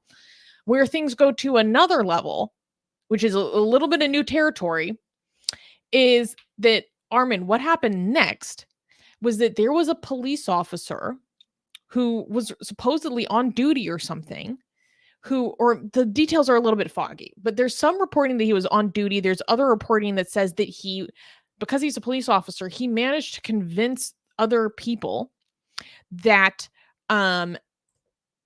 he was a family member of the accused who had been taken into a more high security area, because they had to take him into a more high security area because of the freaking grenades. Then this police officer goes in and shoots this man dead in cold blood while he is arrested in custody. Yeah. And so the police officer, which is illegal even in Pakistan. Obviously. Basically, the police. Yeah. So people who don't know this cop was like, "F the law. This is a blasphemer. I'm going to just execute them." Yeah. So he just executes this man in cold blood, and then he has been taken into custody himself as a murderer. Let's be clear. And this has been done to grand applause. He is being hailed as a hero. I was watching videos of his father being greeted by, officials in their community, celebrating, the actions of his son, lionized. There are senators in Pakistan speaking on the floors of government about how they are praising him, how they are going to personally pay for his legal fees. So he's a hero. Senators. Yeah. You said? Government officials, lawmakers. Lawmakers are praising the police for violating Pakistani law. And they're like, "Oh yeah, he's a hero. I'm going to make sure that we pay for all of his legal fees to defend this man." Basically, they're making a mockery out of their own legal system. They're praising a police officer that violated. Lawmakers in Pakistan are praising a police officer who violated the law by killing a blasphemer. that sentence, that's just basically that just needs to be law. Again, I'm going to say it one more time because I need to say this. Lawmakers in Pakistan are celebrating a police officer for violating the law by killing a blasphemer. This is the state of Pakistan. No. It's not only that. While speaking on the record, like in the floor of the government, like proceedings. On the government. Okay. Oh, fantastic. Yeah. Not just like, I went to wow. go make a comment, in a press conference outside of my house or whatever. We're talking about like speaking on the floor of parliament. Like, why are you even a lawmaker when you're encouraging your police to violate the law? Yeah, when you're encouraging vigilantism. You're making a mockery out of your own system. Then what happened, and there's less information available about the next attack that happened, but then literally within less than a week, there was another guy in a different province in Sindh, because the first one happened in kind of the Baluchistan province or area, heavily Baluchi area. Then the next one happened in Sindh, where there's some doctor that was accused of some sort of blasphemous content on social media. Now, what was considered blasphemous, we know that the standards are like very, very low. So it could be like something extremely mild. Who knows? Or the problem is it could be someone made up a lie that was completely personally motivated and this man gets shot dead. So what happened with the second guy, there's an allegation against him. And then somehow or another, this man ended up holed up inside the home of one of his friends who was armed, basically trying to hide from police, hide from the authorities, armed. It sounded like almost a standoff. And I have heard mixed reporting about whether the second man was basically killed in a shootout and was actually killed by some bullets that his friend fired, aka like friendly fire. Or I've also heard other reporting that that's like all a lie and the police just killed them himself. I don't know what to believe, but either way, he ended up dead because of this allegation. So this is footage of the first mob attack that happened in the Baluchi area. And I believe this is outside of the police station. Should I read the caption? So Sure. this is mob gathering at a police station in Kata. Is that the name? To demand I don't know how to pronounce custody, it. Yeah. To demand custody of a blasphemy accused. Basically, people. This is becoming so regular. People attacking police stations, asking for the blasphemer. The fact that people feel so safe to attack the police station shows the state that how weak the police are compared to the mob. So actually, let's watch this with audio. I have two videos for this.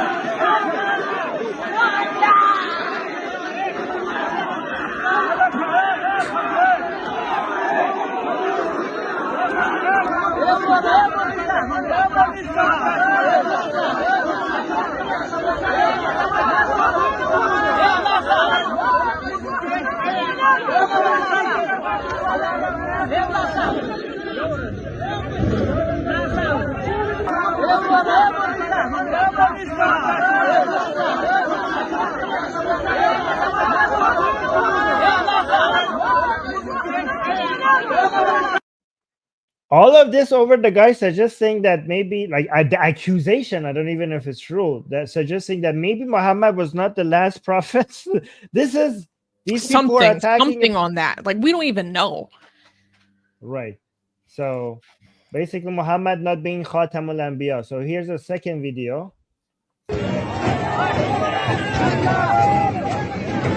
Wait, this is a different place, but this is also no, this is the same city. Yeah, it's just a different angle. Okay, so they're attacking the police station. Okay, so watch this.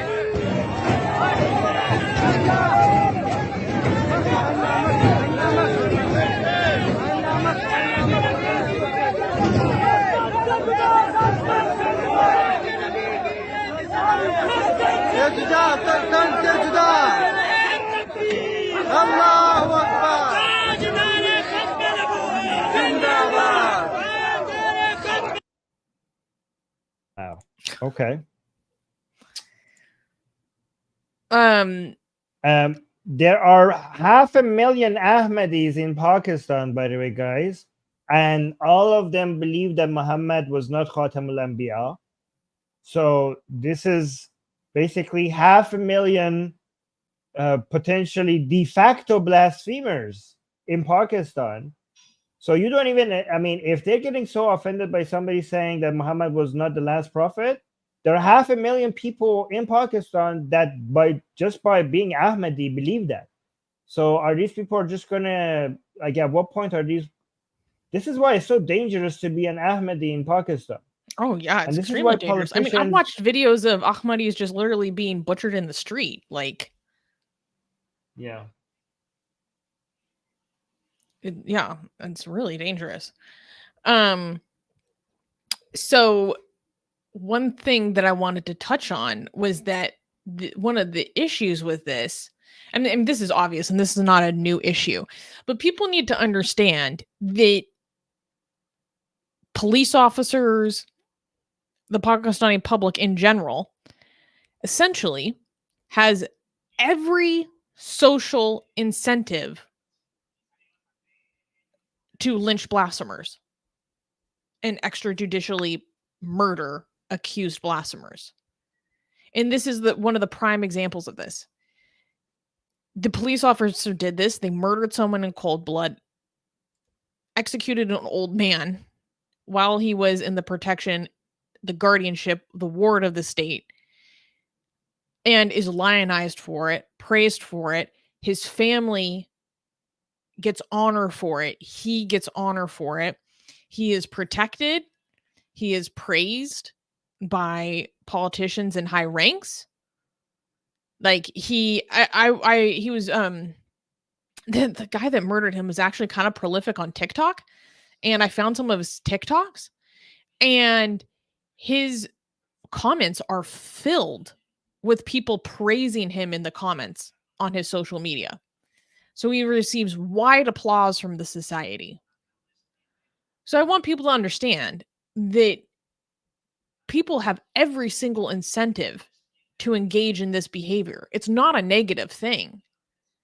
They have every single social motivation to continue this level of violence and open vigilante extrajudicial murder. Why would they not? Think about it from a social utilitarian perspective. Why would they not? This is one of the most honorable things you could do. Mm. And I think it's important to put that kind of thing into perspective for people. Like, this is not like a negative thing. This is an extremely praiseworthy thing. This is one of the highest things that people can do. And in terms of thinking about that incentive, like, this incentive is not new. Like, seeing the murder in custody by police is something that we haven't seen in a long time. But in terms of this social incentive, this has existed. I mean, think about what happened to the murderer, the assassin of Salman Taseer, the governor of Punjab, who merely suggested mercy on an alleged Christian blasphemer. He was murdered by his own bodyguard. The bodyguard was then executed. Hundreds of thousands attended the funeral of the bodyguard, the murderer, the assassin, and then his tomb has turned into a shrine. Yeah. Like, so this incentive is not something that's all of a sudden new, but this is kind of a contemporary reflection of it. Yeah, Dee provided Mazak, go ahead. Oh, sorry. Okay. Go ahead. No, Mazak is saying these people are Ahmadi. No, that's not what No, I'm saying. These people are Sunni. They're offended. They want to basically go choppy or lynch basically somebody who's suggesting that Muhammad is not Khatamul Anbiya, meaning the seal of prophets. And I'm suggesting, what I'm saying is, like, imagine how dangerous the situation in Pakistan is, given that we have around 500,000 Ahmadis in Pakistan who believe that, who their views include the idea that Muhammad was not the seal of the prophet. So these people are getting offended, so butthurt over an idea that is held by 500,000 people in Pakistan. So I'm just showing you how horrible the tension, how much more this can escalate. That's what I'm saying. Yeah. Oh, no. You go on. So let's go through some of the comments right now. Jason is asking, why is this taken particularly seriously in Pakistan? In Pakistan, well, I mean, it is blasphemy. Pakistan is just being more Muslim. You know, the Muslims are just becoming. I mean, this is true Islam. Pakistan is just a country that is a more pure version of Islam, where people are taking their Islamic belief more seriously than other places. And also because they don't have an Islamic government. For example, if you were in Afghanistan, as a Muslim, you could be like, okay, yeah, these people deserve to be punished, and thank Allah that I have a government that does that, right? But in Pakistan, you have people with the mindset of people in Afghanistan, but they're not blessed enough to have a government that actually carries out execution for blasphemers. So they want to have an Islamic state, and they don't have an Islamic state. They have what they think is a secular state. I mean, it's not secular by our standards, but it's secular by their standards, right? And so that's why they think that they should take the law in their hand, given that they don't have a government that actually enforces Islamic law. Whoops. We got another comment saying how much of these accusations are because of personal disagreements. I mean, I don't think we have any data on this subject. But we know that it occurs, and that's a consistent issue with how vague the law is. I mean, the fact that it works as a way to settle personal disagreements shows how sensitive people are, right? So some of these so-called accusations are because somebody actually said something. Sometimes it was a misunderstanding. Sometimes it's you just hate somebody, or you owe somebody money, and you're just going to spread a rumor to just get rid of that guy. But the fact that even if it's just based on personal disagreements, the fact that it works shows how sensitive people are to blasphemy in Pakistan. There was partition was a mistake. about that. Partition was a mistake. Oh my God, one of the worst mistakes of the 20th century. I swear to God. Young atheist saying, actually, recently a student from my university was accused of blasphemy. The mob tried to kill him, but the university management saved him. And the incident never came to the public because it's an army university. God, this shit is so scary. Like, what happened to Mashal Khan is like so horrible. And this is why I always want you to be very, very safe with your digital protection and identity, young atheist, because we care about you. Chuck Norris is saying basically he was in fear of a riot overwhelming the police, because this happens before. This is not new.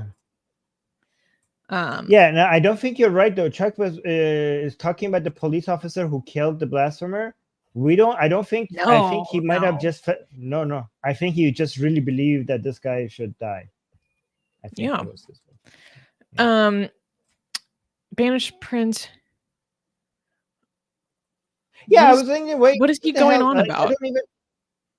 It's like Banished Prince was complaining. They never highlight my comments even before Alfred did that here.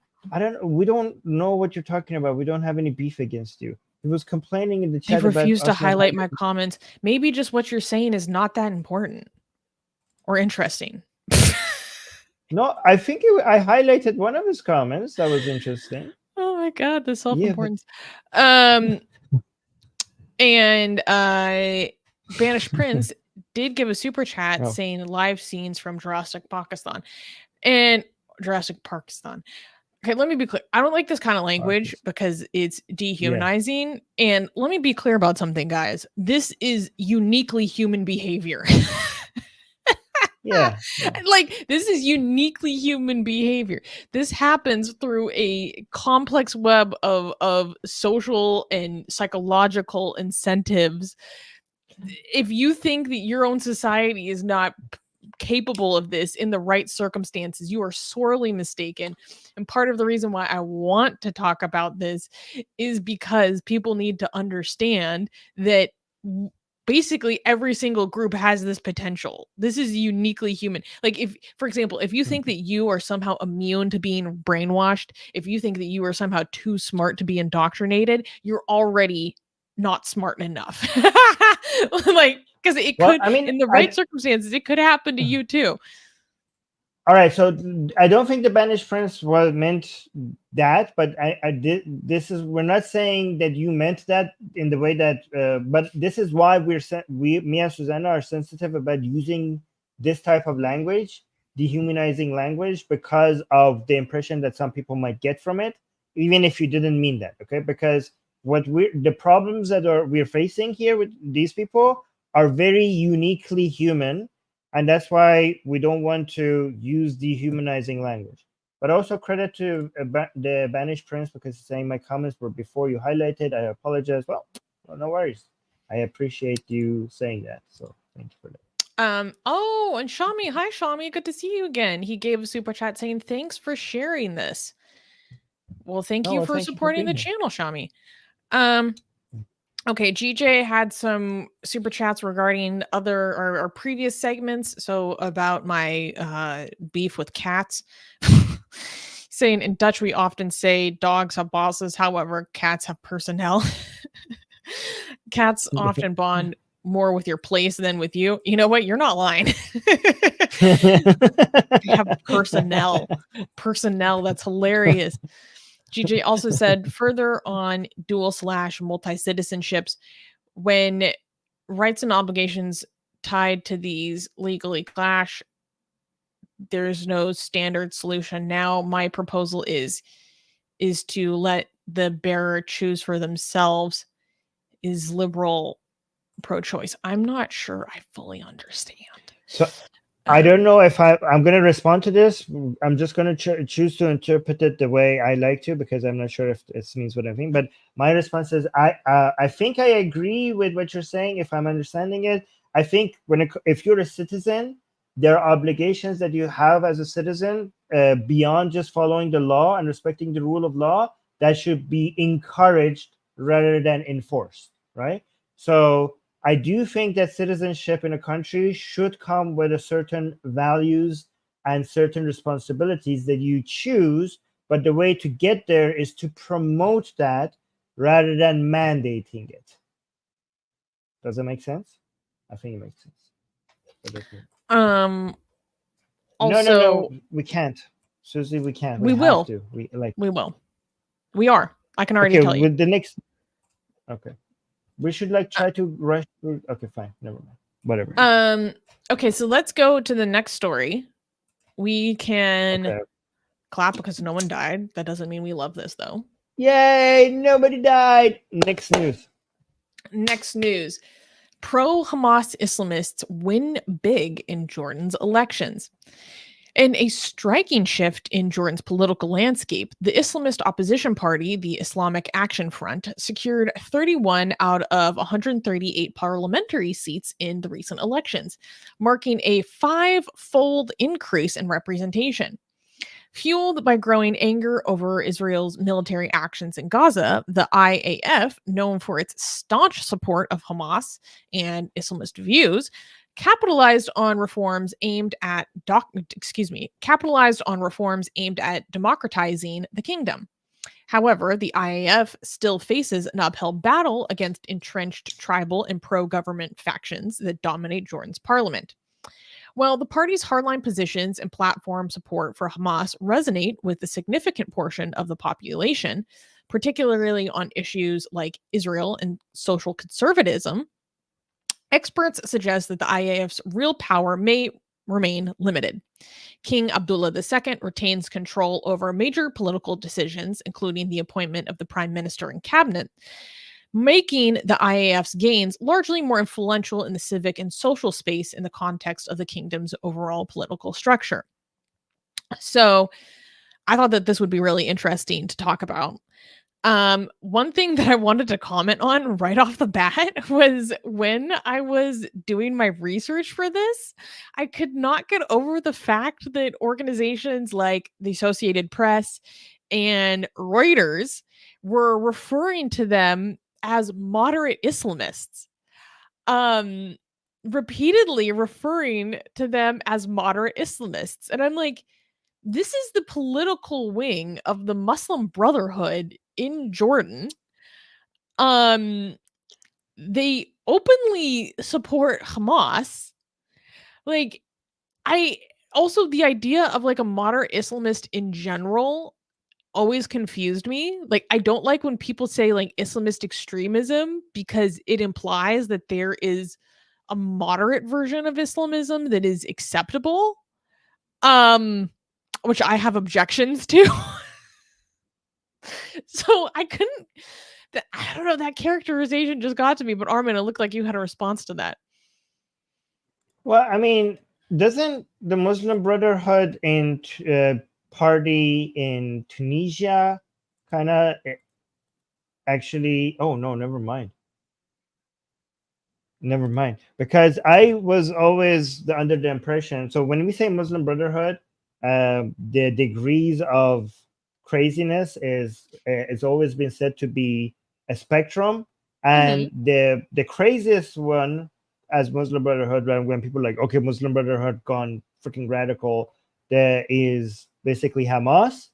And the most moderate one that we often are given as an example, that is Muslim Brotherhood, but they're fine, they're democratic, they're okay to work with other people, they're peaceful, is the Muslim Brotherhood party in Tunisia. So I assumed that, okay, so the Muslim Brotherhood in Tunisia probably doesn't support Hamas, and I just checked, and actually no, they do support Hamas. So no, I take everything I wanted to say back. So no, I was wrong. So never mind. They do I was support Hamas. mistaken. I was led astray. Okay, what the hell? This is why I hate like the sympathize. characterization of any Islamism as moderate, or Right. like I was saying, the characterization of like Islamist extremism, which implies that there is a version of it that is acceptable. I'm like, I don't think so. If you're a real liberal, like there is no Islamism that is acceptable. Like, let's be honest. Like, actually, there's a version of Islamism that we support. It's like, no, it's antithetical. What are you talking about? I was gonna be nuanced on this show. Like, well, actually, not all versions of Muslim Brotherhood is that. And I'm like, okay, never mind. Even the Tunisian version. Okay, so by the way, this thing happening in Jordan shows, even though if they're not going to be that politically influential, it shows what the people want, doesn't it? So this actually shows the gap between the people of Jordan and the government in Jordan being so wide. Basically the opposite of Iran, the gap that exists. The people in Jordan, the average people, their views there sometimes scares me, actually. Like this is ISIS land. Like this, they produce the highest isn't Jordan responsible for producing the highest per capita ISIS people who went to fight? Like, isn't that like, wasn't it high up there? I don't know. I can't speak to that relative to the population. I can't speak to that. Actually, I remember watching some majlis by Shia clerics saying that the highest percentage capita was Palestinians, and then they were talking about how they were then killing Shias, and that was some spicy stuff. That other people were not ready to hear. But I don't know if that's accurate at all. But it's really complicated. So, you know, Jordan's demographics are very, very complicated in terms of who is considered a full citizen versus who is not considered a full citizen, because like half of Jordan's population is of Palestinian descent, but then what you have available to you in terms of citizenship rights depends on if your family came in 48 versus 67. Like, it's very, very complicated. But then the election landscape is also very complicated because they have, like, the Islamist parties have majority support in the cities, but the cities are where there is a lot of the Palestinian descent population. But meanwhile, the government is designed in such a way that the tribal provinces, which are more sparsely populated, which don't have as large a population, receive an outsized amount of power within the government because they're essentially seen as the original Jordanians. So it's very complex. They have a certain amount of seats reserved for these tribes. They have a certain amount of seats reserved for women as well. But so I'm a little bit conflicted about how to see this news because, like I said, in reality, they have pretty limited power. In some ways, it's kind of like symbolic. So they basically push for Jordan to end their treaties with Israel, which have been standing since like 94, right? They want an end to that. The idea that that is going to happen is unrealistic. That is completely against the interests of the king. He would never let that happen. Here's the thing: if people had their way in Jordan, the king and queen's heads would be on spikes within minutes. Right? This is the reality of Jordan.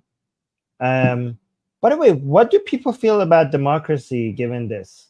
Do you think democracy works everywhere? Given that in Jordan, situations would be very different if the government was truly reflecting the people's will. Like, what do you guys think? Are you guys happy that Jordan has a king that is not democratic, or do you believe that no, democracy should your democratic values always work, and we have to let people make their own decisions, right? So let me know. Yeah, you're saying tough questions.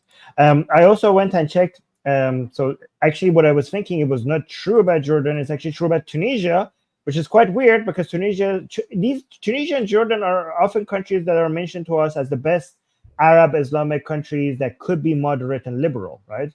And this is the best basically that we get. Also Lebanon. Yeah, well, used to so be. Here's the actual information. It's not Jordan, but it's Tunisia that has often been cited as having one of the largest contingents of ISIS fighters relative to its population. Jordan has contributed foreign fighters, but not the same extent on a per capita basis as Tunisia. So Tunisia is even worse. This is crazy. I thought Tunisia was supposed to be the best. Yeah, unbelievable. Okay. Well, to answer your question, it's really interesting because I follow a lot of different creators and thinkers. And there's this one guy that I follow, and he is Muslim, like very practicing Muslim. He's Emirati, and he is very vocally pro-Israel. And he talks about how he used to be Islamist, all this stuff. And what's so interesting for someone that some people would consider a so-called liberal Muslim, this is a spicy opinion. He talks about how basically, guys, this is his opinion. He talks about how basically Arabs can't have democracy. And he said, I am a monarchist. And I am a monarchist because when Arabs democratize, we vote in Islamists. And that is against our interests of prosperity as a people.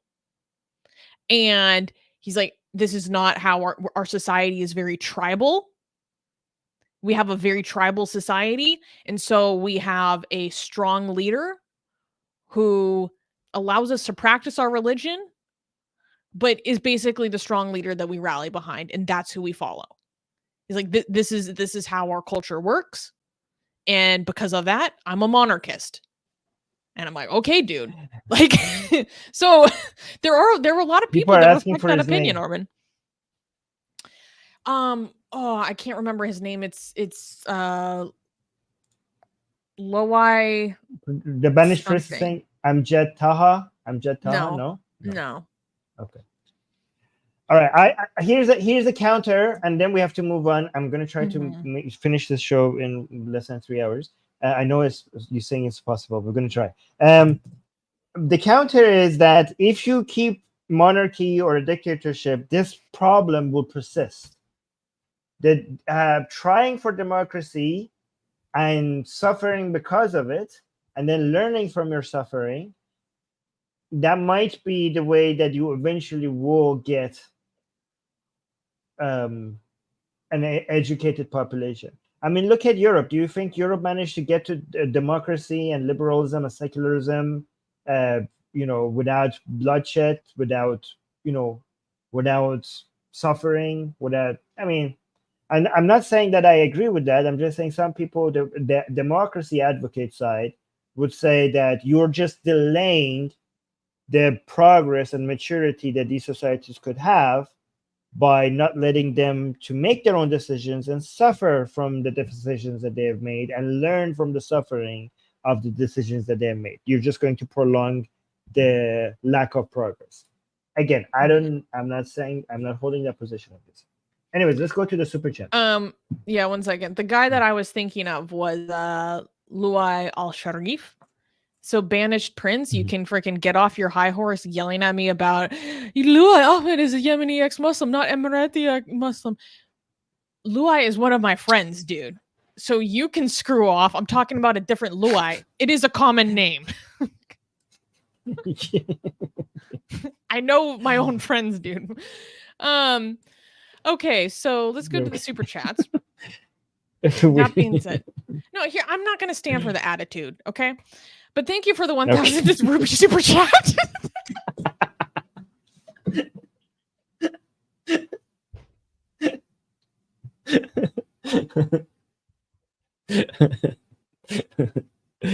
Oh god. Okay. So oh my god. Okay. Saying I remember Professor Nassim Talib talking about mentioning this last year itself when IDF soldiers stripped Hamas naked. He said Israel was not eliminating Hamas, but creating Hamas squared. He feared Hamas would rise in Jordan. It seems he was right. Okay, let me be clear. Nassim Taleb is someone who I think is a very interesting intellectual. He has lots of teachings that I find very powerful, particularly his concept of anti-fragility that has been very useful in my own life. My observation is that when it comes to other matters, I don't find him to be very intelligent. And this is one of those issues.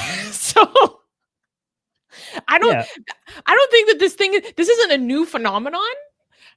This attitude, like, I don't know if people know that in Jordan, there are mosques literally blasting on their loudspeakers, like, we are all Hamas.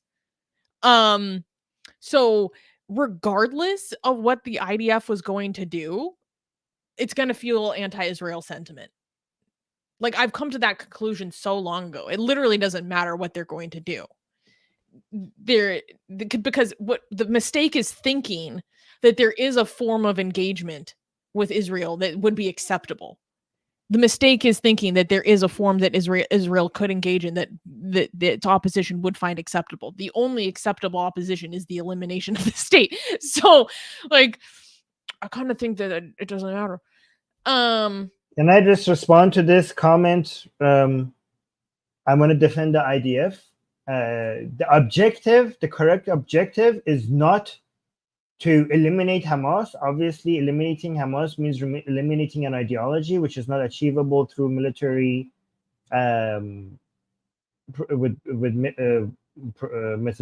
using guns and bullets. You're not going to be able to kill an ideology.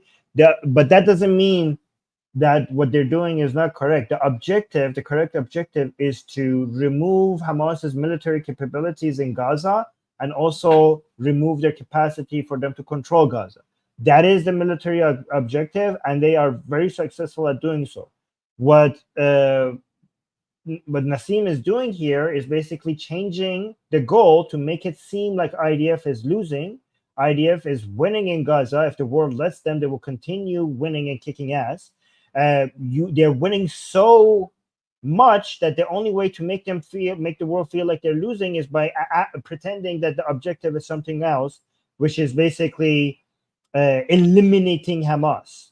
They're not eliminating Hamas, they're removing their military capability and their government capability, ruling capability in Gaza, and they're very successful at doing that.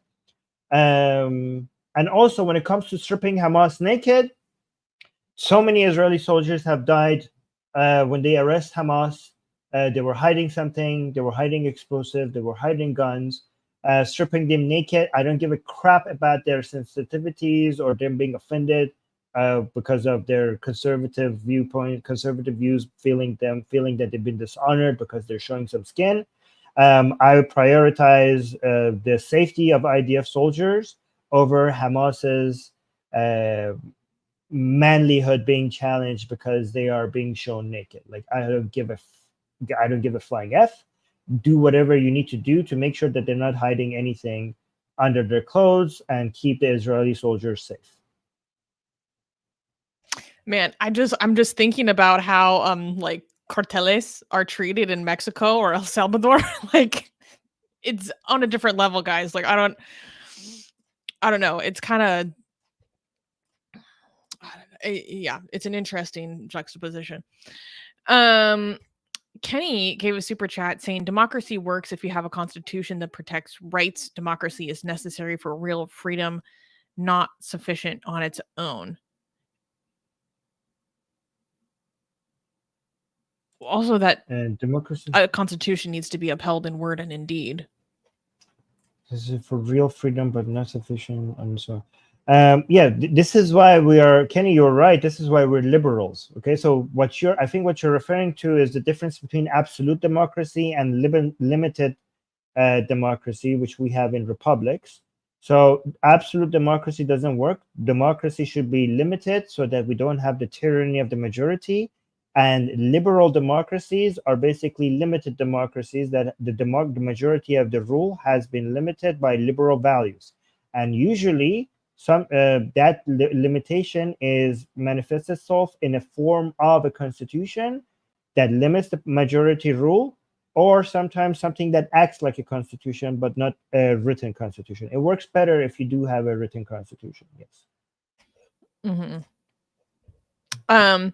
Banished Prince is saying, I admit I made a mistake when he said Luai. My mind, I went immediately to Luai Ahmed, not Luai al-Sharif. Well, thank you. No, like, no hard feelings. And I'm just at a point where I just don't suffer fools. So people might be like, Xana's got a real attitude lately. I just don't suffer fools anymore. I'm sorry, guys. Like, I've been doing this for too long.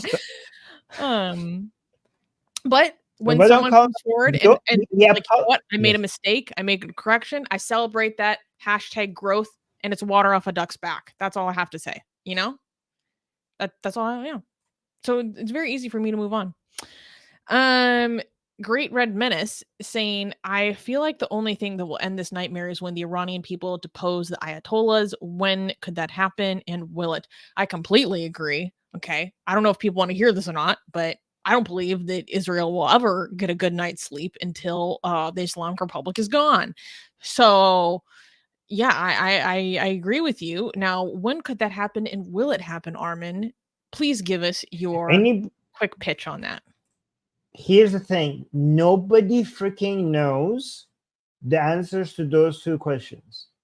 And anybody who gives you an answer in either way is fooling themselves. If people say that it's going to happen and it's going to be soon, or it's going to happen, but it's going to take time, or it will never happen, you shouldn't trust anybody who takes any of these three positions. The correct answer is we should fight for it, but we don't know. But the we don't know element, I mean, that's not the reason why a lot of people don't give you that answer, is because people don't want to hear that. People want certain answers to complicated questions, but that is unfortunately the correct answer. And if you want to be a content creator that gets a lot of followers, I don't know, or nobody can know, is not a very satisfactory way for the audience, and that's why it doesn't get that many fans. Okay, but that's the honest position. That's the honest position, is that we don't know, but we have to fight for it. It doesn't get a lot of play. Quickly, Taz is saying, what is your opinion on Jewish religious extremism? Some people are freaking psychos. There are some rabbis that have said literally the most virulently insane, batshit out of your mind, racist stuff I've ever heard in my life. Okay, like we don't like that. Like we're atheists. Yeah, we the greatest one of the greatest threat to Israel is from within, which is basically fundamental Judaism. Mm-hmm. We have been, we have been criticizing not just Jewish religious extremism on this channel. We've been criticizing Judaism as a whole on this channel. I think Taz criticizes us a lot on this channel for our position regarding Israel and Palestine, and that's why I think he or she is asking that, because he wants to maybe see if we're hypocrites regarding our stances against religion. But yeah, we have gone after Moses himself. We have made blasphemous arts against Moses in the most blasphemous way. So this is, if you're trying to find some hypocrisy and double standards on this channel, you won't find it. Sorry. Okay, so then do you mind answering this question from Gajan while I take a quick bathroom break? This super chat? Yes, of course. Okay. No worries. Yeah. Okay, so Gaging American is saying part of democracy is accepting results even if you are not okay with it. I am pro mixed member proportional voting and one representative per 100K citizens. Okay, so that is not, again, that is part of absolute democracy, right? So we have absolute democracy and we have limited democracy, and we have different forms of limited democracy. One of them is called the liberal democracy. Liberal, when you say liberal democracy, the word liberal and democracy are actually at odds with each other, because liberalism believes in certain principles that are not up for negotiation. So when you say liberal democracy, there's a struggle, there's a conflict between these two, right? So when you say part of democracy is accepting the results, even if you not like it, not if you're a liberal. If you're a liberal, you do not allow the majority to vote for illiberal values. For example, if you're a liberal democracy, you do not allow people to vote in slavery. You do not even put that on the ballot. You do not allow, for example, a majority of the Christians to, I don't know, hunt down and execute non-Christians, for example. You do not allow that in a liberal democracy. You wouldn't even put that on the ballot. You would not allow them to vote on it. So that's not necessarily 100% true. So, and also there's two, we had absolute democracy, only absolute direct, I'm not going to give you historic examples, right? And then another categorization that which you're referring to is direct democracy versus representative democracy, right? So we have absolute democracy versus limited democracy or liberal democracy, and then we also have absolute direct democracy versus representative democracy. So in a direct democracy, the people always, this is basically the Greek model and the Rousseau model, where everybody was involved in deciding the law directly themselves. The people decide the law directly themselves. The government is enforcing the law but not making the law, but the people themselves directly make the law. That obviously doesn't work, we know that. And we instead have representative democracy, where instead of people choosing the laws, people choose representative that then they go make the laws. That's what we have right now. Anyways, should we make a new segment that's like civic lessons with Armin? Right. Okay. This is one of the more sad newses. Oh, so no clapping. Yeah. Okay. All right. Well then, next news. Next news, Iran's dark reality, the rise of femicides and honor killings amid protests. As Iran marked the second anniversary of the Women Life Freedom protests sparked by the death of Mahsa Amini on September 16th, the brutal reality for Iranian women remains dire, with femicides and honor killings on the rise. Despite the regime's harsh crackdown on protests, reports from organizations like Iran Wire revealed that at least 23 women were murdered across Iran in August alone, with most of the killings committed by close relatives and so-called family disputes or honor killings. Many victims, including teenage girls forced into child marriages, suffered horrific fates at the hands of husbands, fathers, and cousins. Sociologists and activists point to the clash between traditional values and modernity as fueling the violence and warn that as long as Iran's laws remain rooted in Sharia, the epidemic of femicide will persist amid ongoing repression. So I thought that this was a really important story to cover because we would be dishonest if we framed the danger and oppression that women face in Iran as solely coming from the government, right? There is a lot of discrimination and abuse that women face within Iran that comes from within their own families, within their own clans, and within their own villages and provinces and so forth, right? And some of these killings that happen, because, you know, I'm all about transparency here, or trying to clarify things as much as possible. Some of these 23 killings were, let me see, 17 were murdered by close relatives, including husbands, fathers, and sons. 13 were killed by their husbands, 2 by their fathers, and 2 by their sons. The remaining 6 were murdered by unknown individuals. There were some women that were also killed in rapes or robberies. So not all of these spikes are exclusively honor killings.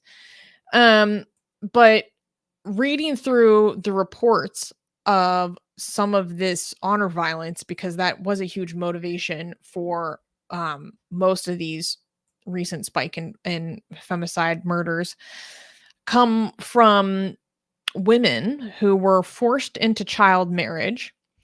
Iran allows marriage for girls as young as 13 and who were basically seeking divorce.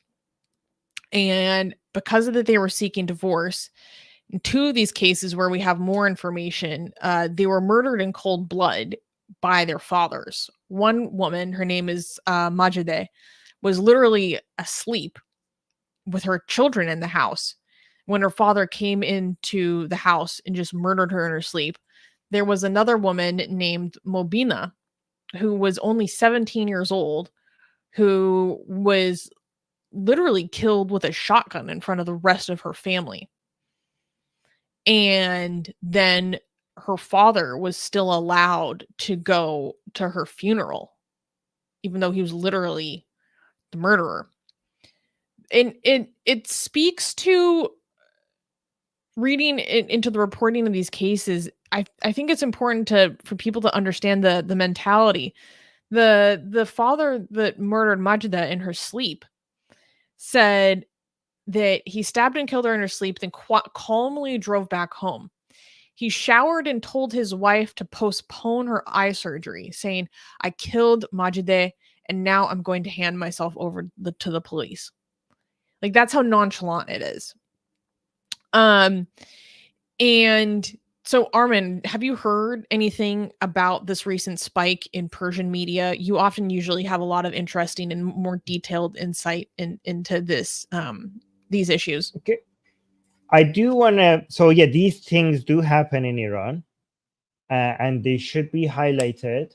And by the way, Amir was saying, what's the, I'm trying to read the graffiti on the wall, and the wall says Zan Koshi Bas, which means basically stop it with the femicide, stop killing women, and women killing. That's what the graffiti on the wall says. I do want to defend the Iranian people, okay? Because yeah, I know. So because some people, I mean, I'm not suggesting that you shouldn't be highlighting this. Obviously, this should be highlighted, and I appreciate Susanna highlighting it. Like, I don't want people to get the wrong impression. This is a cultural issue that needs to be that we need to fight. I just want to mention that when it comes to, I just want people to not come up with conclusions about general trends in Iran based on events like this, because we also have to look at proportionally what is the average Iranian think like and what their mindset is like. This is a huge problem in Iran, but the average Iranian is very much against this and hates this. Unfortunately, when we're talking about, I don't know, like Pakistan or Afghanistan, when I say that the Taliban, for example, is an actual representative of what many people in Afghanistan want, I'm not just basing that on just anecdotal stories. I am using statistics. I showed you the statistics of the viewpoint and how in Afghanistan, what percentage of the people in Afghanistan, based on Pew Research, they want Sharia law, right? And when I also say, so again, the reason why I'm saying this is because I don't want people to think that, oh, so the problem in Iran is so deep rooted within the people that there's no hope, even if we get rid of the Islamic Republic. This is so, I'm not saying you're saying that, Susan. I'm just wanting to make sure that people don't come up with the conclusion that, okay, so this is so deep part of their culture that even without the government, the people there would have these standards, right? And the reason why, again, am I saying that because I'm Iranian myself and I'm saying this because I am biased? Actually, no, I have data for that, right? I just wanted to make sure that you know that when I'm saying those things about Afghanistan or Pakistan, I'm using data. And when I'm saying that about Iran, I also have data, right? This is not an emotional appeal, right? So what you're seeing here is that Iran actually, among countries studied, has the highest gap between what people's values are and what the lives they're living under. Like, so when I say that the division between the Iranian people and their government is the highest in the world, it's actually, that's not just me saying some beautiful flowery words that we could celebrate here together, like, oh, that's so beautiful. This is based on data. You can see actually the gap between the potential for liberal democracy and the actual freedom that Iranians have. Is the gap is the biggest among all these other countries that have been studied. So again, the divide being so wide, we have data to support that. That's that. I just wanted to make sure that we add that. That's a really interesting figure you have there. Wow. Yeah. I should send it to you. Yeah, but I think so. One thing that I also wanted to bring into this was that recently there was a little bit of a mini scandal when Iran's National Civil Registration Organization website removed statistics from the website that they used to report on that showed that there were 1,500 children that were born to mothers under 15 in the last few years. And this was, wait, let me find the quote, an insane increase in the number of children. Yeah. In 2020, 346 babies were born to girls under the age of 15, according to a report by Iran Wire, citing the Statistical Center of Iran, the latest such figures available. This means that the number of babies born to girls under 15 in Iran has surged by an alarming 312%, rising from 364 in 2020 to around 1,500 in 2023. And then what's so notorious is when the agency was asked about this, they literally said that basically, well, they asked us to hasn't there been an order to stop this tragedy among pregnancies among girls under 14? They responded, no, the only order is to not publish the statistics. Wow. So they're actually encouraging it. Yeah. But then don't want to show it. Yeah.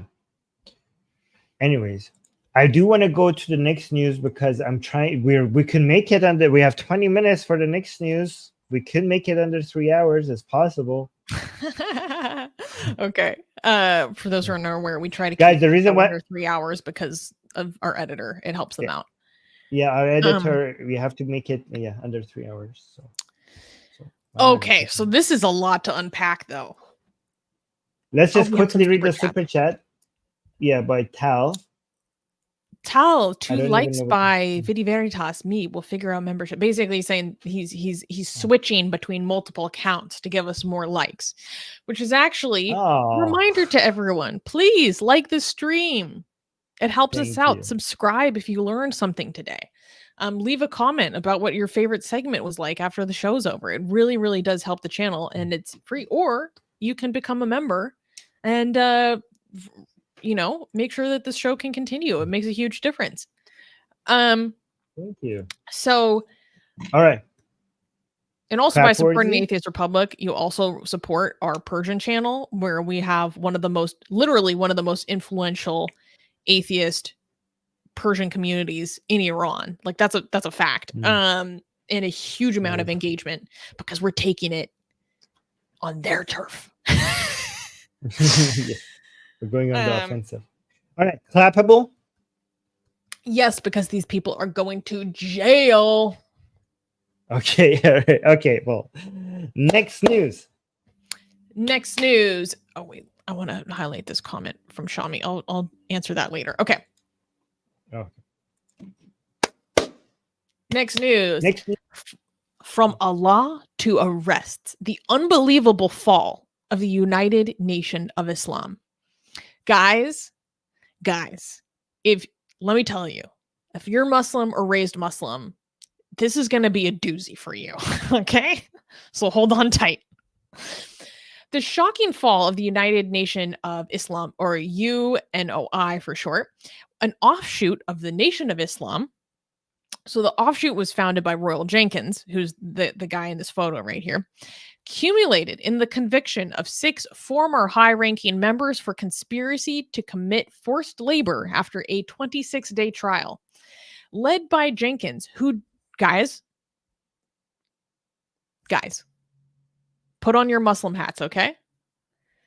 Jenkins here declared himself to be Allah in person. Allah in flesh. Say what now? Yes. Yes.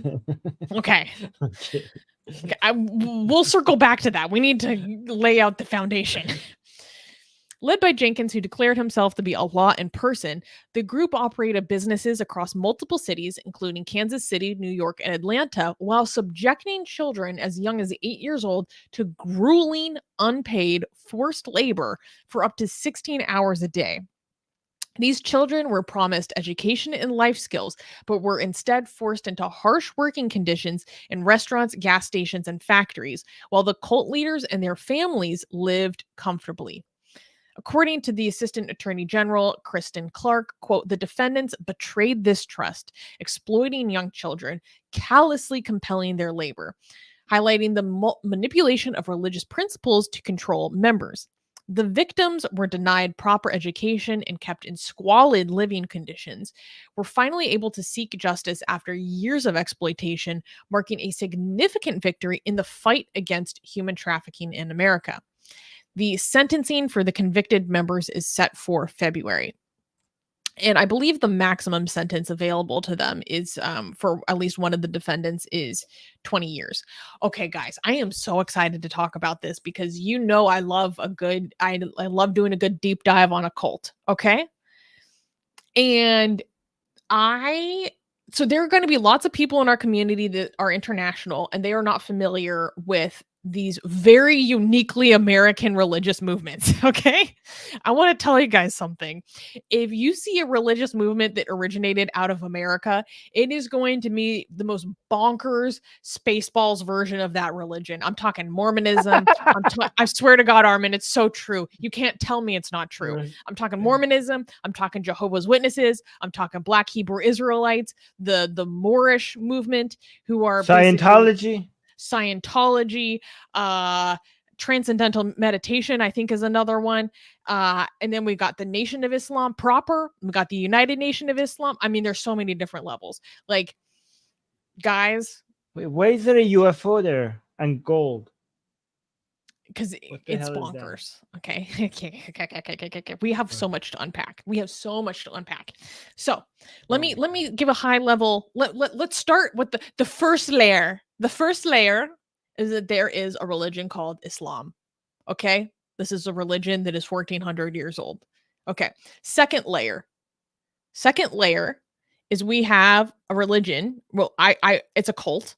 I believe it's a cult called the Nation of Islam that was started in the 1930s. Okay, second layer. Let's unpack the second layer first. The second layer that happened in the 1930s was founded by a guy, we don't know where the fuck he came from. Some people think he was Turkish. That started a movement called the Nation of Islam, which basically believed, his name was something Fard Muhammad, that he was Allah in flesh. Guys. And then his second in command was a man named Elijah Muhammad, who was believed to be the prophet, the final prophet. Okay? So again, and these are people that call themselves the Nation of Islam. In America, they sometimes used to be referred to as Black Muslims. Who they consider themselves to be Muslim. Obviously, no offense, anyone who knows anything about Islam knows that this is the most corrupted, heretical, innovative, blasphemous shit you've ever heard. And this is why at the top of the show, I said that this is more un-Islamic than Armin. Like, people need to understand that it's actually worse than apostatizing is corrupting Islam to this level. To believe that there was a man that Allah was in flesh is like, I'm not even Muslim, and I'm like, that's too far. So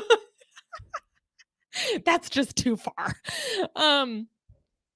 And this movement, basically, in my opinion, was this dude who possibly was not even Black, but possibly Turkish, who was exploiting, who was a con man and a criminal who was exploiting the Black community's deprivation in the United States to his own means. And the first, again, we're at the second layer here. There are Black separatists. A lot of their work has to do with the uplifting of the Black community in self-sufficiency, in the way that they see it. This is why Malcolm X got involved with the Nation of Islam. He was associated with the Nation of Islam for a long time. He had Elijah Muhammad as a spiritual advisor. Then eventually he realized that this is all freaking nonsense and became like a Orthodox Muslim, I guess you would say, because this is obviously just straight up heresy. And which is not nonsense. And then later, nonsense, to be fair. Yeah, I mean, there's layers to this. So, and then eventually Nation of Islam members were involved in Malcolm X's murder. And then they believe in something called Yaqub the scientist, who was a Black scientist that lived 6,600 years ago. And then they were like on the moon, and he was a god scientist, and he created the race of white people. Like, if you guys want, so white people were created by a scientist 6,000 years ago on the moon by a process of selective breeding. Yeah. Okay. Mm-hmm. Okay. Mm-hmm. And that they're like the devil. They're like literally, the white people are like literally the devil. If you Google images of Yaqub the scientist, it's literally like a Black guy that has a head that's like this big. Guys, I'm not even kidding. And again, in America, they were referred to as the Black Muslims. And that basically, like, Black people in America are actually the lost tribe of Shabazz that came from Mecca. Like, it's kind of an origin story for African descendants of slaves. And it is, kudos where it's due. It is a wild origin story. It's kind of like almost like sci-fi a little bit. It's kind of cool, but it's wild. This Yaqub the scientist died at the age of 150. That he practiced eugenics. His name Yaqub. Yeah, YAKUB. Oh, wow. And then so anyways, I'm getting sidetracked. Okay, so that was the first layer. What? First This layer. guy No, has second his layer, own. excuse me. The Yeah. scientist. Yeah, has yeah, his yeah, own this is what I'm talking Wikipedia about. page. This is Yakub. Okay, the moon scientist. The Why moon is god this scientist. Okay. Okay. Yeah, so obviously this okay, again, let's rewind. Okay, we have first layer Islam, second layer Nation of Islam. Okay? And this is the nonsense that's only on the second layer. Right? That was only the second layer of nonsense. Okay, so what happened with the third layer, which is the group that we're actually talking about now? So the third layer of the cake is the United Nation of Islam, which basically started when in the 1990s, when the leader of the cult, Royal Jenkins, split off from the Nation of Islam and started his own cult. So it's like a cult that split off from a cult. So white people were created by a Ferengi. Yes. Yes. And this is part of why they think like white people are subhuman. It's a whole thing. If you guys want an entertaining afternoon, literally just dig into the mythology of the Nation of Islam. Yeah, Young Atheist, the guy who created this smoked some good shit. You're not kidding. I would say I want what he had, but actually I'm scared. So let's now unpack the third layer. Okay, so the third layer is that it's even more unconventional in comparison to the second layer, right?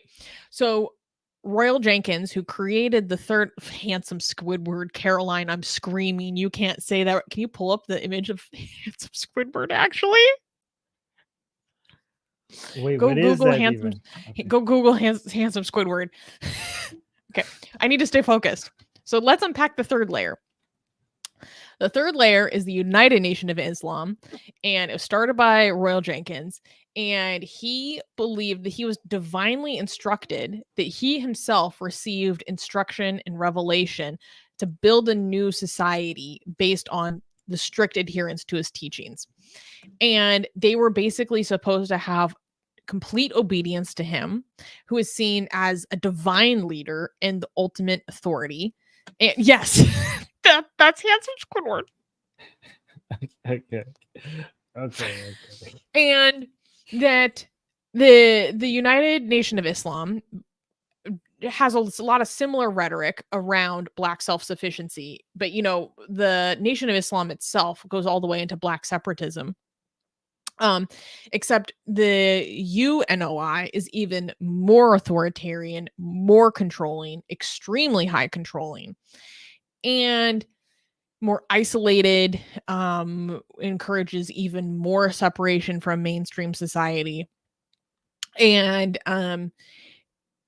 they do have broad themes of Black empowerment, but it's even more strictly designed to fulfill the vision of the guy that was the original splinter, Royal Jenkins. So let's unpack into what this group did, the UNOI. So let's just take Yakub off for a second. I can't deal with his big head. So basically, this group has been operating since the 90s, has been accused of human trafficking and forced labor and child labor. So what would happen is that this group who had members across the country, would convince parents to basically send their children to the supposed schools of this organization across the country. And there were instances where children would be taken from their parents and like transported across the country without the parents or children like knowing where they're going. And then the children were only allowed extremely restricted access to their parents. And there was a promise that these children would be receiving, proper education in the beliefs of the group, but really they were being forced into labor. And they would face extreme punishments if they were disobedient, if they did not follow the really strict rules. There was extreme deprivation. This is so bad. There was a story of a girl, and okay, let me back up a little bit. A lot of the activities that they would engage in are very, very, very classic textbook cult tactics.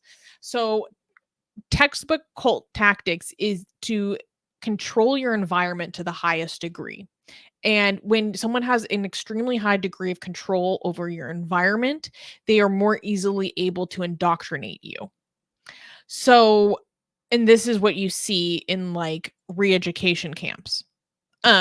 The textbook study of this. Can I put pictures on the screen while you're talking? I'm going to find it a little bit distracting. Can I finish this? Okay. Yeah, go ahead. We have 5 minutes. So what they would do is basically control the amount of food that these people could eat. They would control how much water they could drink. They would mandate how much women could weigh and would have weigh-ins. There was a story of a girl who was so desperately thirsty that she was forced to drink water out of a toilet. They would deprive these children of education. They would force them into working at their various businesses around Kansas City. And what was so bad was that this was actually perpetuated or furthered by the actions of the Kansas City government itself. Because in the early 2000s, the Kansas City government donated several previously government-held buildings to the work of this cult, because they believed that this cult was doing work to make a bad, dangerous neighborhood better. But instead, they were using these facilities to abuse children and separate them from their parents and traffic them across state lines. And so this was in Kansas City, Kansas, not Kansas City, Missouri, for anyone who's curious. And so there's tons of survivors who are talking about how this would not have been possible without the participation of the Kansas City government. And they'll never forgive the government for basically turning a blind eye, because there was already concerns about this group. And one survivor actually won the largest judgment against a human trafficking organization in U.S. history, I believe, $8 million. And so what people need to understand is that this is textbook tactics, because what cults can do is when they restrict the amount of calories you have, when they force you to work extremely hard so that you're very tired, when they restrict how much sleep that you can have, you are psychologically weaker because your basic needs are not getting met. And this is how they are more easily to force you into undue influence. And they were doing this systematically to children. So and also this leader, he died because of COVID, but he had tons of wives. One of his wives was his own stepdaughter. And then they became the largest enforcers of this group's tactics. They wouldn't let people get medical care. There was one girl that was 14 years old that had cancer. They would not let this 14-year-old with cancer go to the doctor until the day before she died. They let her go to the hospital, and then she died of cancer. Like, it's horrific. It's really, really bad. So now a bunch of these top leaders, because the main dude died, but the group continued. Although now everything's kind of disillusioned because the feds went after them. Now they're all going to go to jail. They're not going to get sentenced until next February. But they have been found guilty. They've been found guilty, which is, you love to see it. Asian American is saying that is the most outlandish fanfic I've ever heard. Yeah, this is crazy. Apparently, it's actually turned into a movie as well. I didn't know about this, but go watch this. I don't know. No, I'm kidding. This is a joke. No, that's got to be fake. Is that real? Yeah, no, that's a joke. Of course, that's a joke. Oh, okay. No, but Armin, you don't understand. After studying these groups, like something you think is too unbelievable to believe in, like if you study the Black Hebrew Israelites, there's like there ain't no way. No, they believe it. Like if you study the Moorish movement in the United States, we have 1 minute. it's like a group of people that are deluded into believing that they Guys. were originally Moroccan and can use a treaty with the United States between Morocco to literally seize Well- people's properties illegally, do squatting shit. It's insane, but sorry, I mean, I go Alright. deep into this stuff. Yeah. Gasian, All I know right, you so I'm love just gonna mythology. ask- Go look into the Go Nation of look Islam. this It's up. so good. We have 60 seconds. Mohammed is saying, what's the best way donating YouTube? After we finish the stream, there's a donate button. 100% of that goes to Atheist Republic. That is the best way if you want 100% to go. You can look at the donate button after the stream is over. It's all on all our videos. Guys, sorry, I have to quickly end this because our editor is going to get angry because if it's more than in their software, we literally have a few seconds. So guys, don't forget to like the stream, recommend this channel, recommend our videos, and until next stream, stay liberal. Bye.